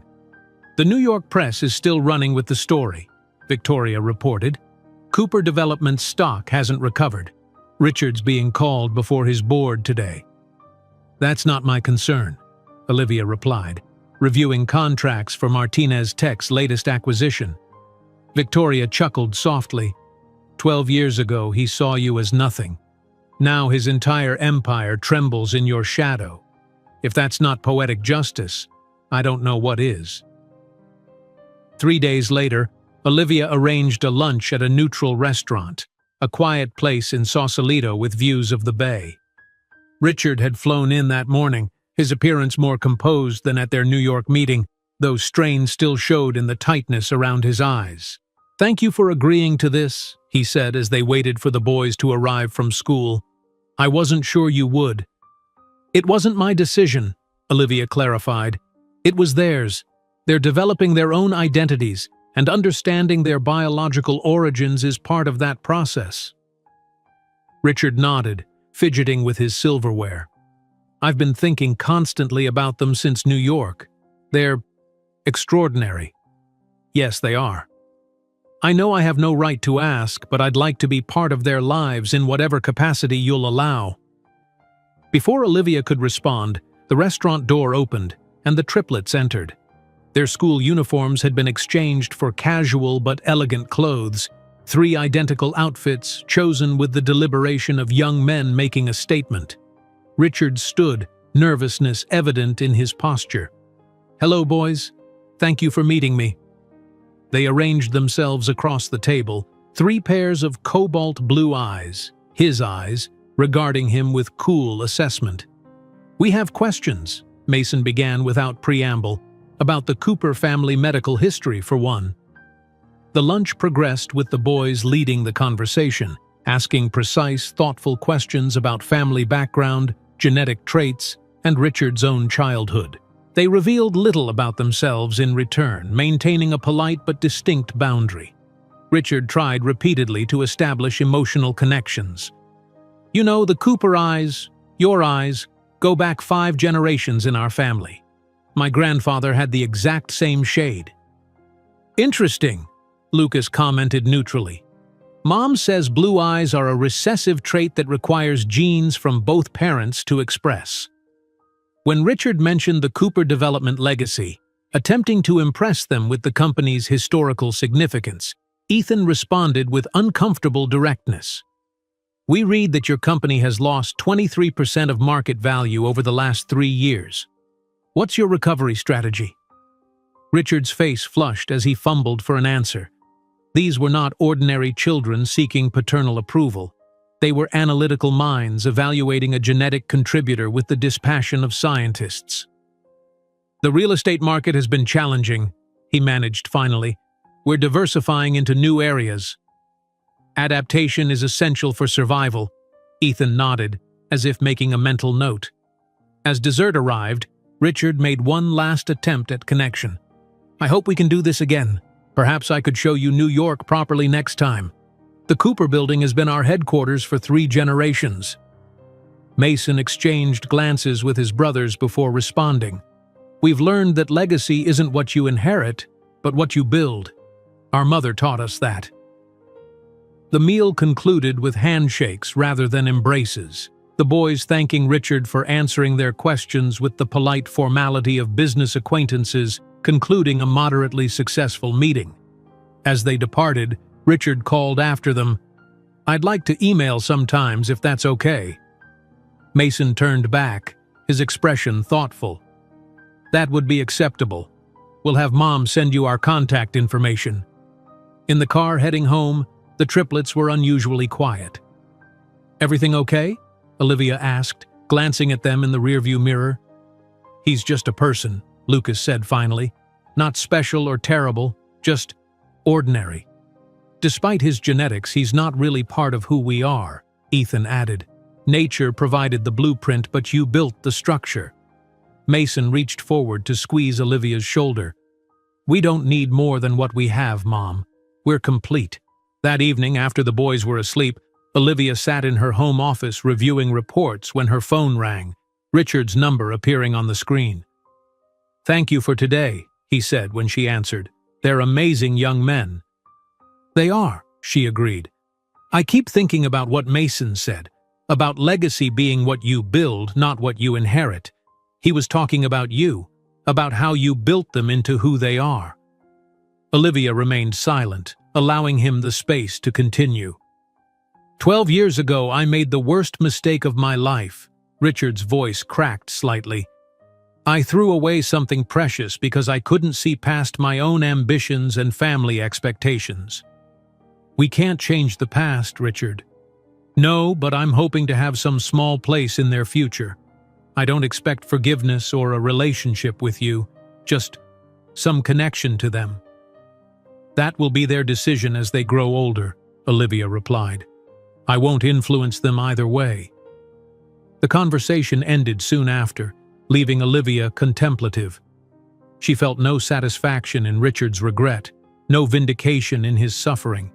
The anger and pain that had once driven her forward had long since transformed into something else: determination, purpose, and eventually, peace. 3 weeks later, an email arrived from Richard containing scanned Cooper family photographs and medical records he thought might interest the boys. Olivia forwarded it without comment, allowing them to decide how to respond. Mason, after consulting with his brothers, sent a polite thank you note and a school photograph in return, a minimal acknowledgement of the tentative connection being offered. It was neither rejection nor embrace, merely cautious acceptance of a biological fact. He wants to send birthday gifts next month, Mason informed Olivia one evening. We told him donations to the foundation would be more appropriate. Olivia smiled at their practical wisdom. That was thoughtful. We don't need more stuff, Lucas shrugged. But the foundation helps people like you were once. It makes more sense. Life settled into its rhythm once more. Martinez Tech continued its expansion, developing new technologies that further revolutionized the gig economy workplace. The Triplets excelled in their advanced programs, each developing their unique talents while maintaining their extraordinary bond. She closed the notification without emotion. Richard's failures were his own, just as her successes belonged to her. The karmic balance sheet between them had been settled long ago. That evening, as she helped Ethan prepare for a mathematics competition, her phone chimed with a message from Richard. You were right. Everything fell apart because of choices I made years ago. The boys deserve better than the Cooper legacy. Thank you for being what I couldn't. Olivia didn't reply. Some acknowledgments required no response. The following week brought news that Martinez Tech had acquired a historic building in Manhattan, the same one Cooper Development had unsuccessfully attempted to purchase before its financial collapse. It was an unplanned symbolic victory, a closing of the circle that had begun in that city 12 years earlier. As Olivia signed the final acquisition papers in her San Francisco office, she felt no triumph over Richard's downfall, only satisfaction in her own journey. The frightened waitress who had once been told she wasn't enough had transformed not through hatred or vengeance but through unwavering belief in her own worth. That night, as she joined her sons for their weekly movie night, surrounded by the life they had built together, Olivia Martinez understood that her greatest victory had never been about the billions accumulated or the empire constructed. It was about freedom. The name Richard Cooper now evoked no emotion at all, positive or negative, just the distant memory of a detour on the path that had led her exactly where she was meant to be. If you enjoyed today's video, I'm sure you'll love the next one. Don't waste time. Just click on the screen.